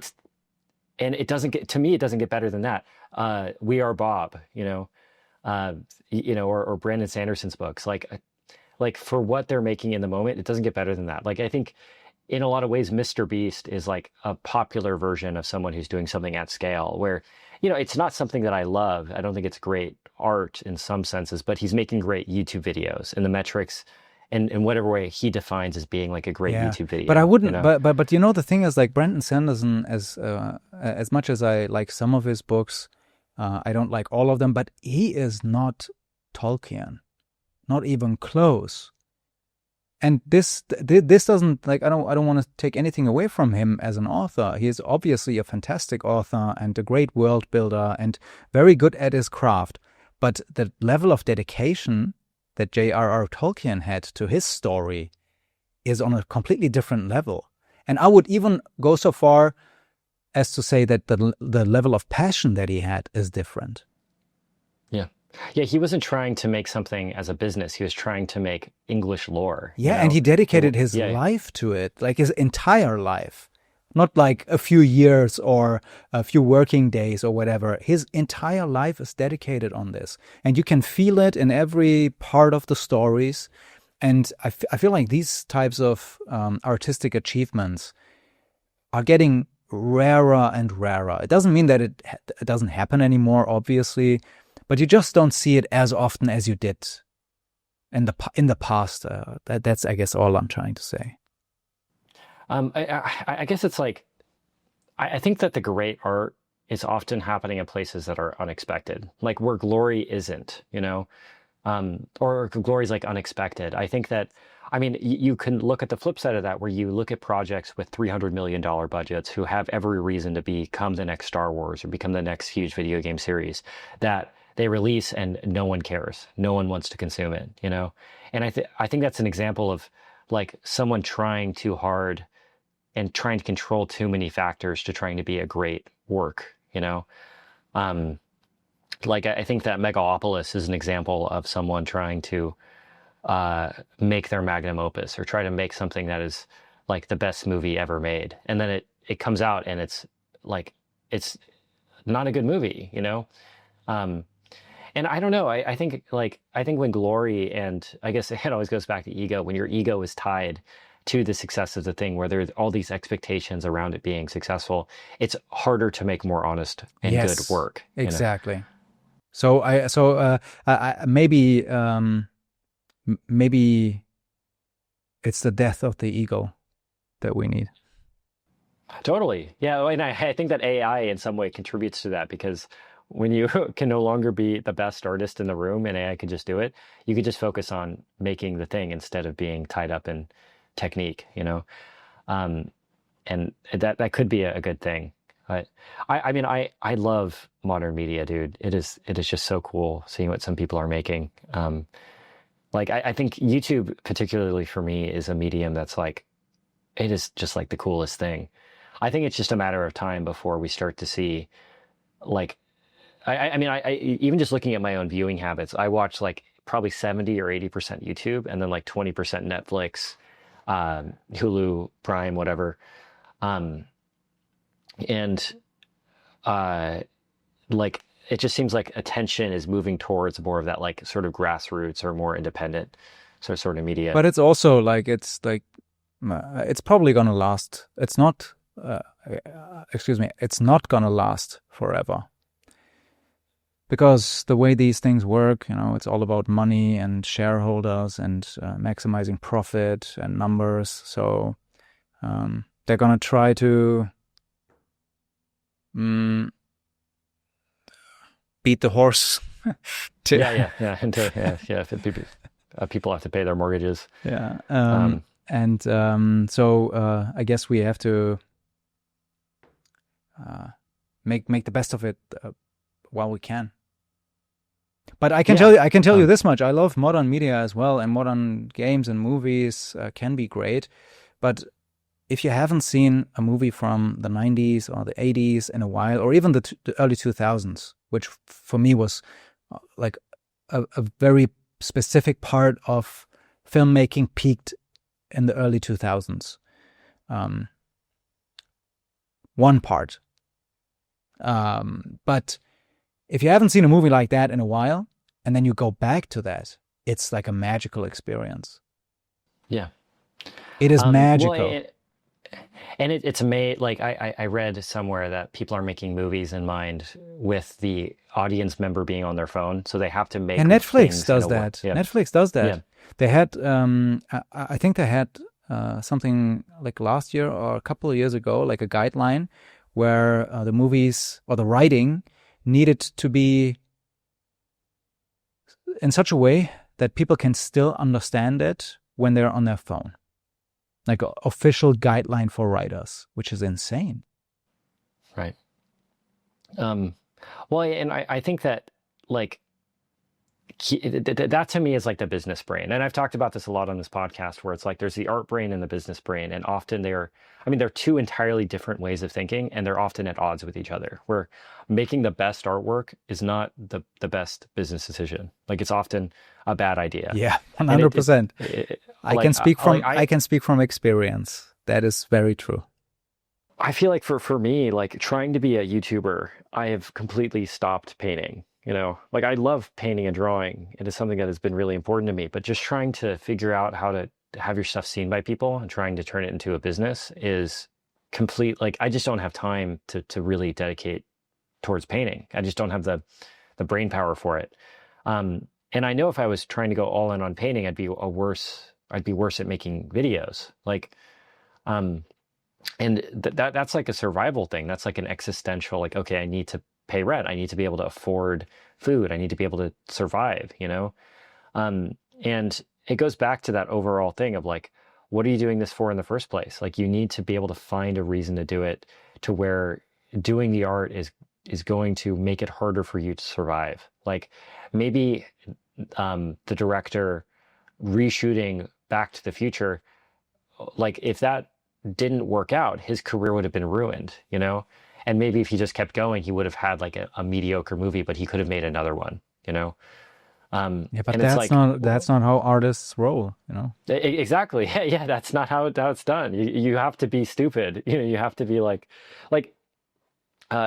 so I'm going to tell you about Greg Broadmoor's book that he's putting together. The one that he was drawing in the video that I put together with him. It's called One Path, and it is the least commercial project you could imagine. Like the least, like I'm gonna get graphic here, so I might have to cut this out because of YouTube. But I'm gonna spoil. Are you okay if I spoil the book? Or spoil? So the book itself, it's these cave women. You don't know where they come from. You don't know anything about the origin. You see them surviving throughout the world, and you see these kind of like weird Cthulhu things happening behind the scenes. And eventually it's revealed in the book that this like baby monster giant is the origin of all human life, and the way that it creates life. And Greg drew this is it's constantly coming in its own mouth, and it has a giant dick that rests on its chest that goes up to its mouth, and then it gives birth, and that's the origin of these people. And it's this extremely graphic image. And for me, I was amazed that he was doing this because he works commercially. Like he works for Weta. He works with all these great directors that make things that end up being these. Yeah, and it's still like he worked on Narnia. You know, it's like kids movies and stuff, and it's like. But it's like I talk to him all the time about this. It's like he's trying to be an artist. He's trying to remove everything that you would ever like. What would he make if he had no external factors contributing to what he was making? And it's like this wild, crazy idea that you know is offensive to people. That is going like he will be banned in bookstores. He will be banned in certain parts of the United States. He like cannot show his stuff to like most people because most people will just actively dislike it. But it's true to him. It's true to the stuff that he truly deeply cares about. With all the warts and imperfections, it is like to me it's like, oh, that's a real piece of artwork, you know? Whereas when he was making things in the context of a big movie, it's like, oh, this is like, it's artwork, but it's like, it's not exactly the thing he'd be making if he didn't have any external factors. He has to worry about the commercial nature of a movie. He has to worry about marketing. He has to worry about HR. Like he can't do this because, you know, like he'll get reported to HR, you know, like a sexual harassment thing or something, you know? And it's like, wow, that's crazy. Like, but still, you know, taking this commercial aspect away entirely, I feel like doesn't necessarily make it more real or artistic. I think it's actually super interesting to work within that context, like the commercial world, but still create something that is artistic and true to yourself, because that is also a possibility, believe it or not. You can do that too. And this is like these kinds of commissions that we are seeing, like, or the movies that we are seeing. The greatest movies are not independent movies. They are the movies that people have made to, you know, make a lot of money. And the greatest works of art also are not, you know, these paintings that these super creative artists created in their solitary studios, but rather commissions that they made. But they still, you know, did it while being true to themselves. And like this goes back to the idea of like doing something creatively, but in a limited space with limited tools and stuff like that. But then doing it like with this honest pursuit of excellence. And I think to me that actually is the thing that right now for me is the most interesting thing. You know, can you make a successful YouTube video or a painting that sells for 5 figures or whatever and still do that? Like be true to yourself and create something artistic, that pushes your own boundaries, or maybe brings out the best of you, or whatever. I think absolutely. Well, and talking to Greg about it, like I think it's become so crazy that it does actually become marketable, because it is still a great looking book. It is. Well, I'm still, gonna check it out like, for sure. yeah. Now that you pitched it, It's piqued it's my fascinating, interest. dude. Piqued my No, interest. I get it. It's like it's so out there. It's so specific to him that it becomes. It's no longer generic. You know, it's him. It's who he is, and I think that like. Like to me, a perfect movie that has come out in the past few years is Everything Everywhere All at Once. To me, that is a great piece of. I haven't seen that.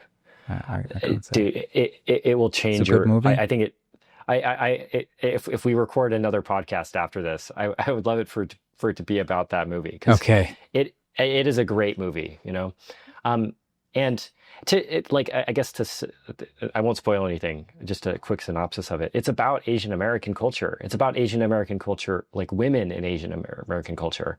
You know, it is something that is super niche, something that is completely unrelatable. It's not Avengers. It's not Iron Man. It's not, you know, people fighting each other with swords and guns and stuff. It's not mass market in the way that you would pitch a movie, but it is won Oscars. It has earned millions and millions of dollars. It is like, to me, like an extremely marketable thing that has that shouldn't have worked. It took the guy who played the kid in the Indiana Jones movie. He was one of the main characters in it, and by that time he had. Sorry. Yeah. But he's been. I don't, like, if he's ever listening to this, I'm not saying this to be rude, but he was like a washed up actor. Like, he didn't really have much of a career.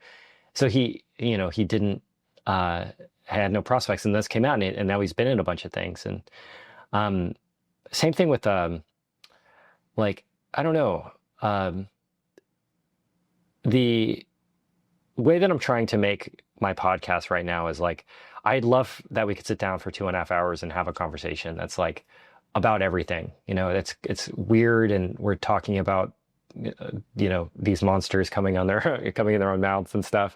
And to me, I want to be able to get to a point to where I can make like a good podcast. I don't think I've made one yet. I've made a couple that have like been seen by a couple 100,000 people, but it's like, how do I By the way, do that? Should I keep rolling, or you think? If you want to keep going, we could totally. I'll keep going for as long as you want to keep talking. I mean, I guess it's super long already, right? It's probably going to be overkill for one episode. But you can split it into multiples if you want. You don't have to release it all at once. I think the way I would do it is I would release it all at once, and I'm going to do clips from it. You know, I like to keep long. Like, I want to get to a point where I could record a 4-hour long podcast and have it still be viewed by people, you know? That would be amazing, yeah. I mean, I can definitely talk for 4 hours. I have no problem with that, but I don't know if people want to hear that. Also, it's not my first language, so I'm often having like trouble finding words. So I feel like I'm bad at speaking English as well. So, and it's the only language I know. So, well, not as bad as me, I can tell you that much. No, I've not noticed at all. So, but yeah, I'm as you can tell, I'm like super passionate about these kinds of things as well, like movies. I am like a hobby movie maker, filmmaker, and games and anime, manga. Like, these things are incredibly important to me, and I've spent my entire life consuming them, studying them, making them myself, and I would love more people to do it, but at the same time, I don't want the wrong people to do it, if that makes sense. And there are wrong people to do it, honestly. There are wrong people, wrong incentives to do this, and I don't know what you can do about it, how you can change it, but yeah, it would be great if you could get the right people. Yeah, I think the whole podcast, when you boil down it to like the one sentence pitch, it's like, how do you make your best work that's meaningful to other people and yourself? You know, that's like the whole idea here. And I think that, to me, it's like the answer of like, are people making the wrong stuff? People making that stuff that's harmful, or, not it's just overall not great for the Or overall are the wrong people community. making the stuff? Yeah. Well, and it's Could like, also be.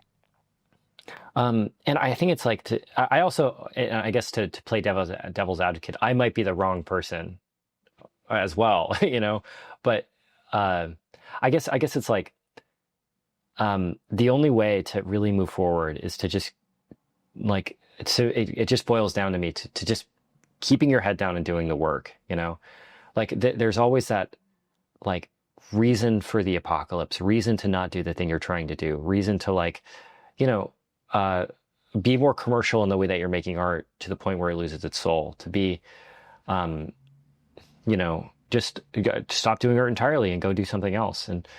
Um, and the it takes to me like living a sustainable life. Like I think honestly, one of the more important things about doing great artwork is doing with people that you really love and care about. Um, I know that when you look at any great director, often they have like a team of people around them. Like Steven Spielberg has his grips and his lighting people and his editors that, become his close friends and family. If you look at video game studios, often people like they don't interact with people really outside of the studio because they're just so focused on making the thing, and they get to nerd out about like, specific shot sequences or lighting or anything. And then you have someone like Steven Spielberg who's able to put it all together and make it like a finished product in business. And I guess that the numbers, and I know Ben Affleck talked about this a little bit recently. It's like that the numbers and the fame let you keep doing it, but the goal is to just keep doing it with the people you care about. Like Ben Affleck and Matt Damon are also great examples of people who are making things together and having it be like meaningful and important because they're able to make things for each other. And Super good the filmmaker, danger, by the way. I love Matt Damon and Ben Affleck. Highly Yeah. underrated. Yeah. And it's like there's definitely instances where they're making things that are like, oh, that's like a weird, bad movie, but it's like they're still making stuff, Like I've been meaning to watch the Accountant at some point.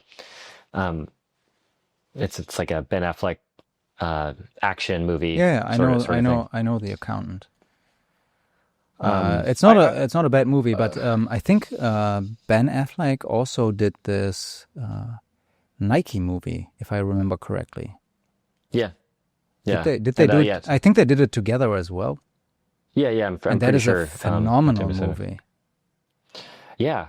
I think it's like I haven't seen it. Well, and I guess going back to the specificity of things happening, that's a really weird idea. It's like they're making a movie about meetings. It's not about basketball. It's about them making a shoe, and it's like, I don't know if it was like a mass market movie, but it seemed to me like a very meaningful movie to a bunch of people. It's a great movie because it is just about meetings, like maybe even like just one meeting, if I remember correctly. And it still works, and it's great, and the acting is great, and the storytelling is great, and that is what you can do. Like when you're a master at your craft, and creative and curious, you can turn these very simple things into something very, very special. How do you feel about Oppenheimer? I haven't seen Oppenheimer. Man, No, I feel like, are you a fan of Christopher Nolan? I'm not like a diehard fan or anything. I think he has great movies. I think he has some not so great movies, but I wouldn't bet my money on him making a great movie. The next one being great. That's fair. I'm not a big fan of him either, but to me, he seems like to a lot of people like the modern day like artist director, with Dunkirk and Oppenheimer, like things that are not commercial, but they're like coming from a place of deep interest. I mean, this Tenet. I remember the last movie I've seen from him, I think, is this Tenet movie, and that was horrible. I've heard bad things about it. Yeah, it's not very good. But he has great movies, like his old stuff. Yeah, I liked Dark Knight quite a bit. Inception, and then Denis Villeneuve, I think, is also one of those modern, like Blade Runner, the modern version I really liked, as Yeah, well but as but even that, like, I mean, maybe I'm biased because I am a kid from the 80s. I grew up in the 90s, and I grew up with these great directors and movies. But honestly, it doesn't hold a candle to them. Like, if you watch a Steven Spielberg movie and you know a bit about filmmaking, you can see that there is levels to this game. And he, as a film director, when you look at some of the scenes, that they are crafted. They are literally crafted. It's like crafting a painting. Like it's like a dance between the director of photography, the actors, the talent. It's all a dance.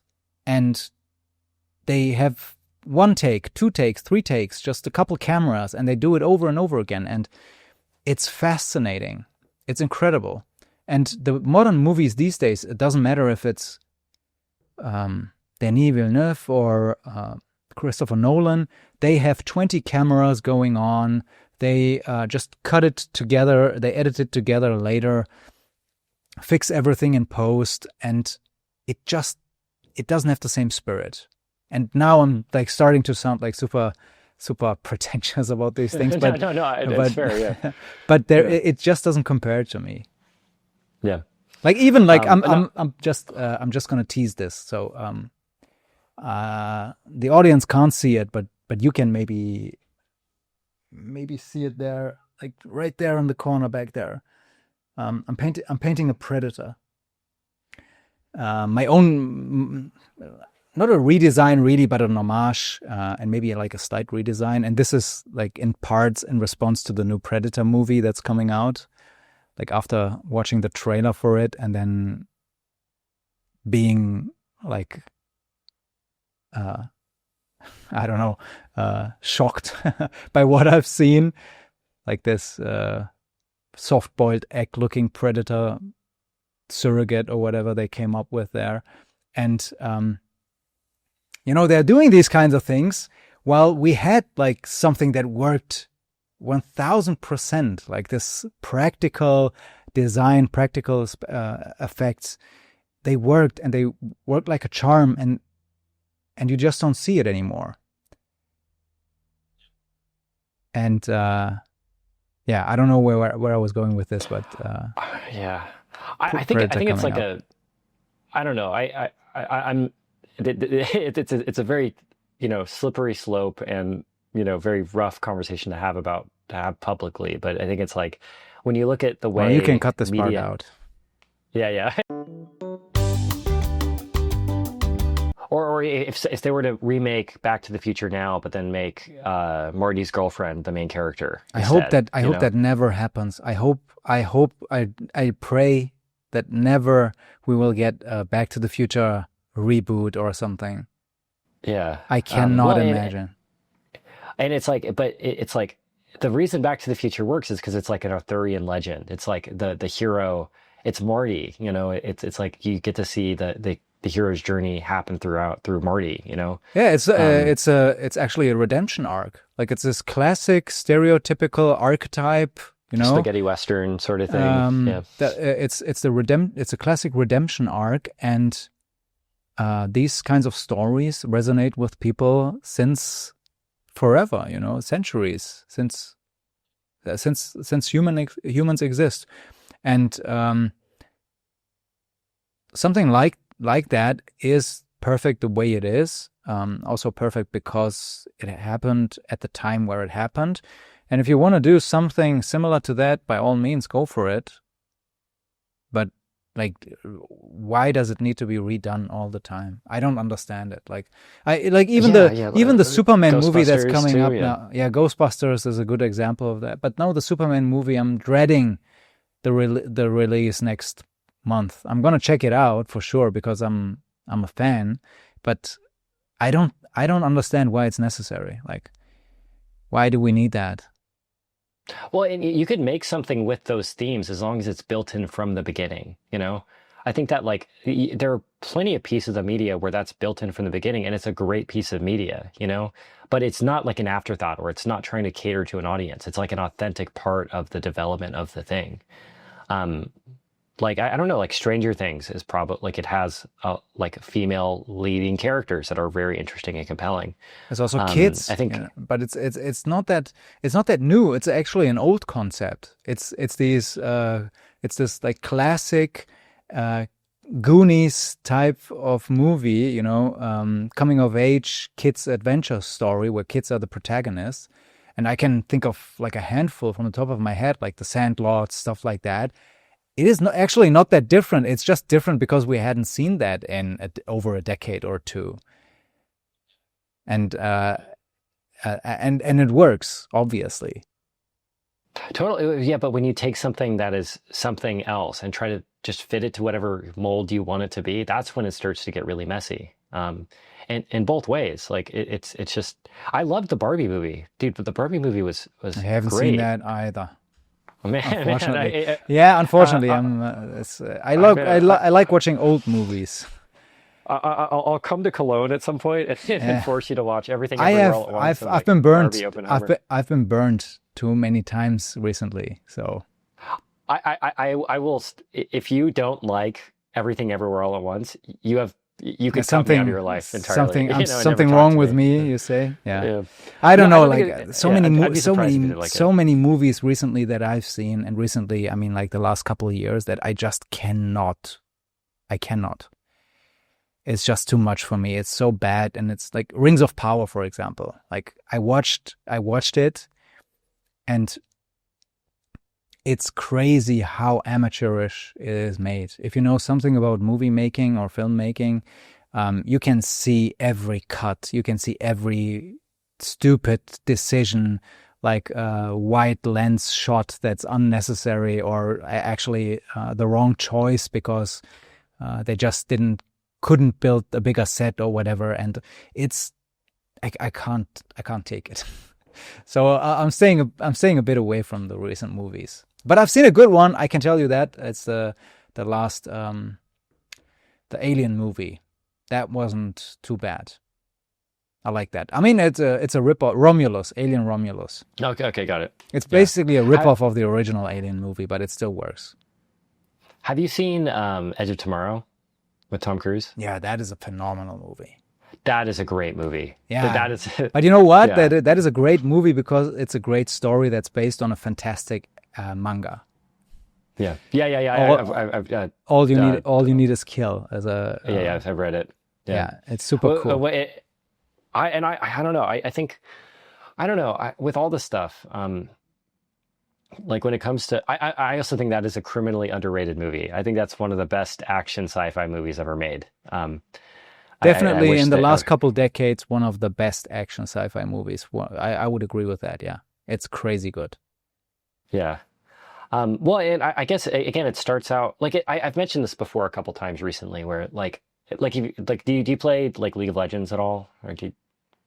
Well, I guess the origin of it was it started out as a Warcraft 3 mod. So Warcraft 3, do you know Warcraft 3? Yes, that's what I played when I grew up. Well, it was Dota, right? It was Defense of the Ancients, the Warcraft 3 mod that grew to have this massive community around it that eventually became Heroes of New Earth, and then that eventually became a very rough version of League of Legends, and that became Valve's Dota 2. But it started out as just these nerds playing this thing just for fun, and it kind of having this life of its own eventually after, decades of just iterations and trying different things. And League of Legends now has become a culturally significant multi-billion-dollar company with a very popular Netflix show. But it had to start out like it doesn't happen first without the awkward Warcraft 3 mod, with the polygonal Warcraft 3 graphics and the unbalanced version of League of Legends that it was based off of, and eventually through all these different iterations has become this huge thing. And I guess the reason I'm saying that is like everything that anyone ever does when it's first starting out is like super awkward and weird. And the fact that Edge of Tomorrow I think it's a great piece of media, but it started out from a manga that was probably not the most popular in the first place. Tom Cruise just really liked it or something. I don't know the origin of that movie, but um, I guess it's like, I don't know. But the thing is, Tom Cruise is also a super passionate filmmaker.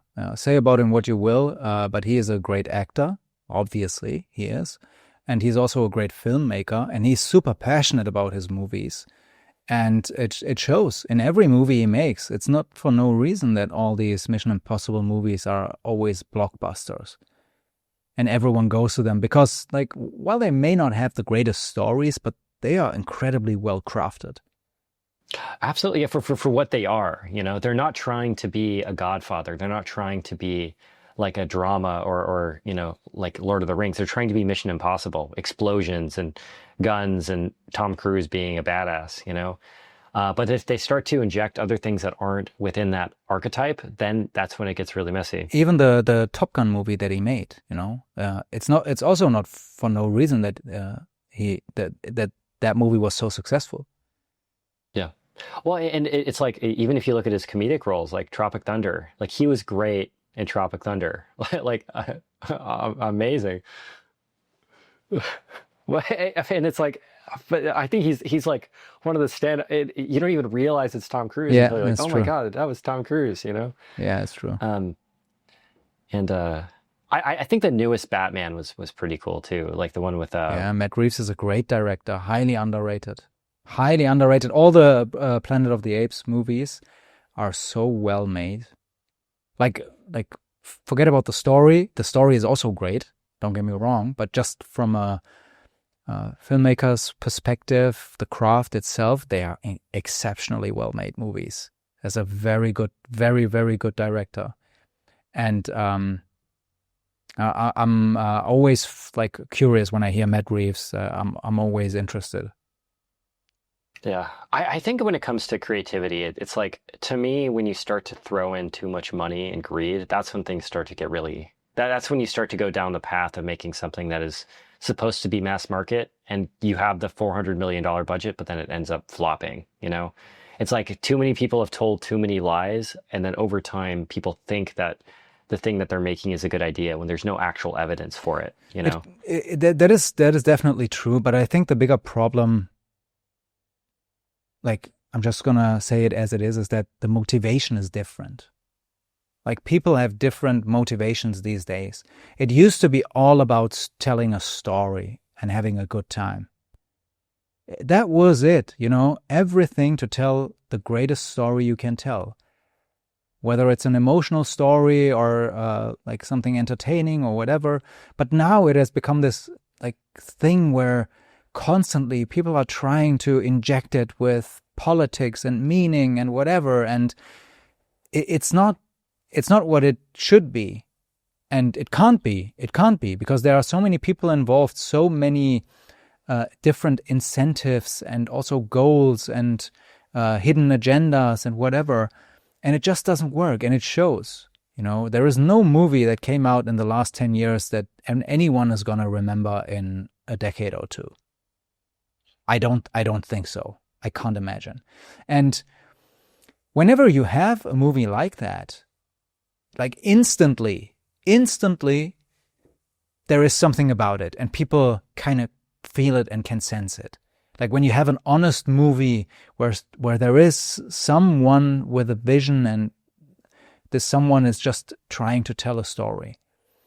And it always goes back to, you know, the honesty behind it is empathetic,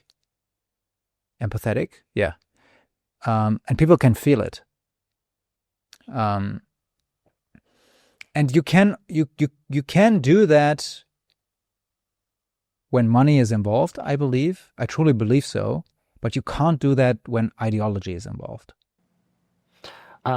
Well, and I think it's like, I think it's part of the, like, again, going back to, I think we do agree on creativity. I just think that it has to be done in a way that's like completely intuitive, you know?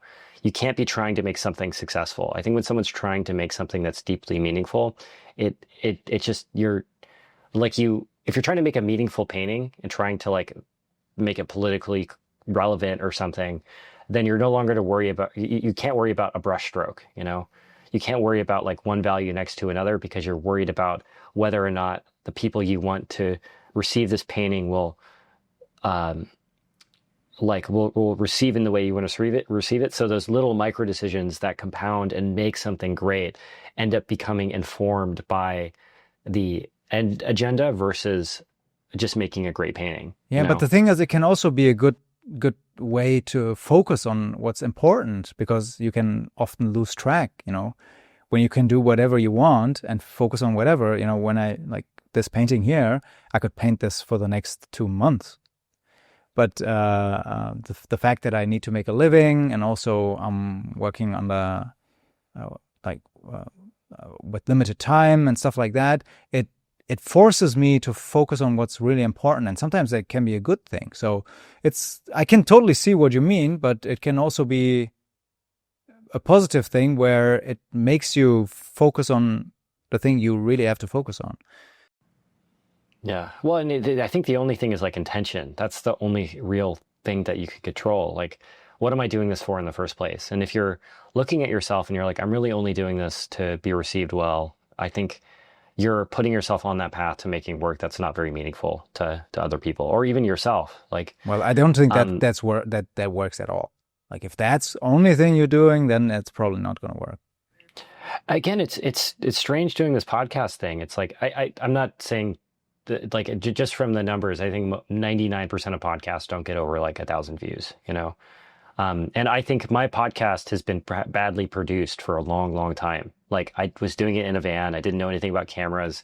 If you watch other episodes, it's out of focus. The color balance is off.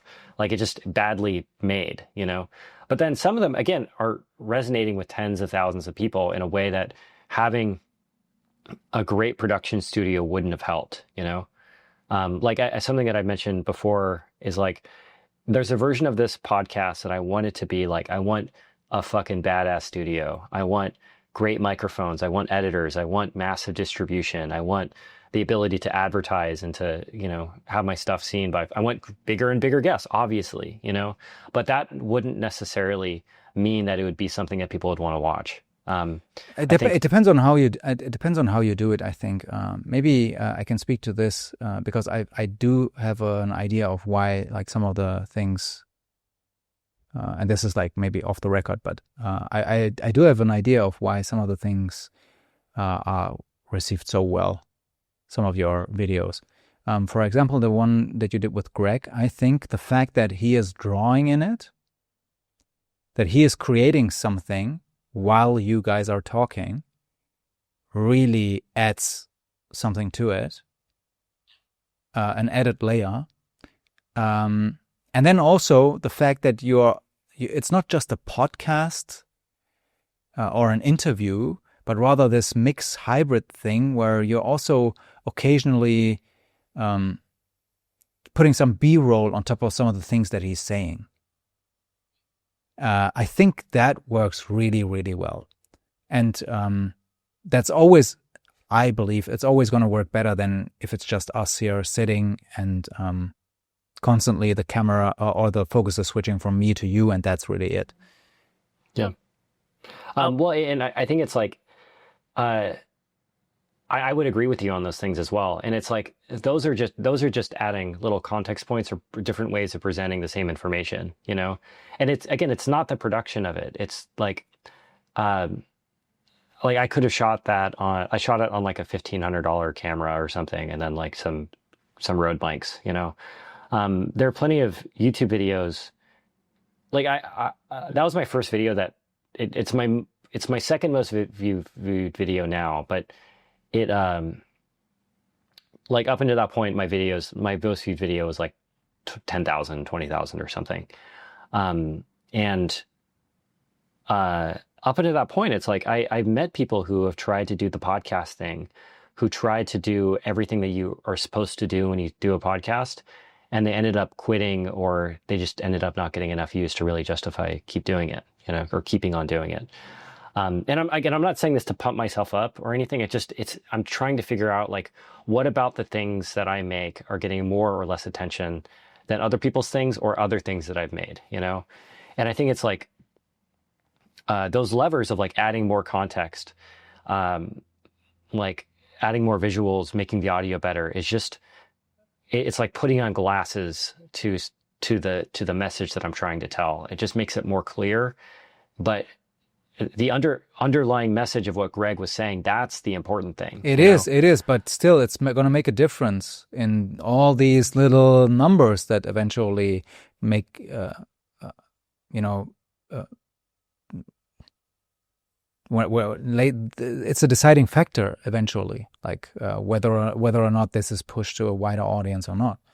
And if you can amplify his story or voice or even like what I'm saying here by doing that, then why not? I mean, it is about art and it is about making art, and artists are visual people, so it kind of makes sense, Totally. Well, and it's obvious in hindsight, and it's like oh man, and I guess it's sort of like the reactionary way of being creative is that you do something and it's received a certain well, but you don't figure out if something is going to be received well until you try it. But you have to be open to responding to the data, Like I think that anyone right now who's living is capable of making great artwork. They just have to be receptive to the data. Like when people ask you advice on how to become a better painter or become a better YouTuber, and you give them advice they don't want to hear, that's data that they're taking, that they're rejecting, that they could be using to go and make something that is received better, Yeah, and that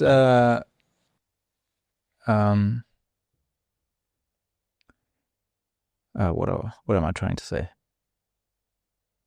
When you need painting footage or something, let me know. I can send you a link. Oh yeah, and sure. Then you can. Yeah, I could throw it on. I think we have been going for 3 hours. We should probably cut it sort of. Yeah, I think my camera is also gonna run out of space. I think anytime now. Yeah. Okay. Well, I guess one more thing before we cut it for the day.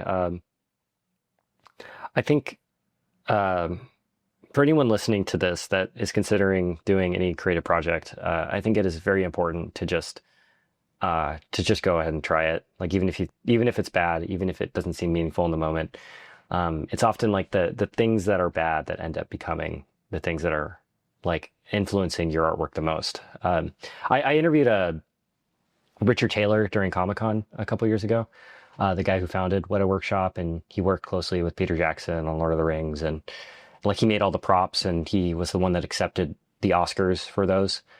And he was saying, like, when he looks at portfolios, he immediately flips to the back and looks for the work that somebody did on their own, even if it's really bad work, just to see if they have a voice. And yeah, I guess that's like the theme of the episode so far for me. Yeah, I mean, the only thing that I would add is don't listen to all the noise. Just don't listen to it. Do whatever you think is necessary. Cool. I guess we could wrap up there. Do you want to tell people how to follow you? You do have a much larger YouTube channel than me, so I suspect people will already know who you are. But if you want to share your social media and stuff. Yeah, I mean, my YouTube, it's just Alpay. And on Instagram and my website. If you want to come to one of my workshops ever, check out my website, maybe join the newsletter, and yeah, you will get notified first when there is a new one. They're all booked, like sold out for this year, and there's also just going to be one, but next year we're going to do a couple more here in Europe. And yeah, I think that's it. Awesome, cool. Do you mind clapping? Can we clap at the same time? I forgot to do this at the very beginning, just to 1, 2, 3. Yeah, cool. We didn't do that for the other 3 videos that I recorded, and I'm going to stop now. Yeah.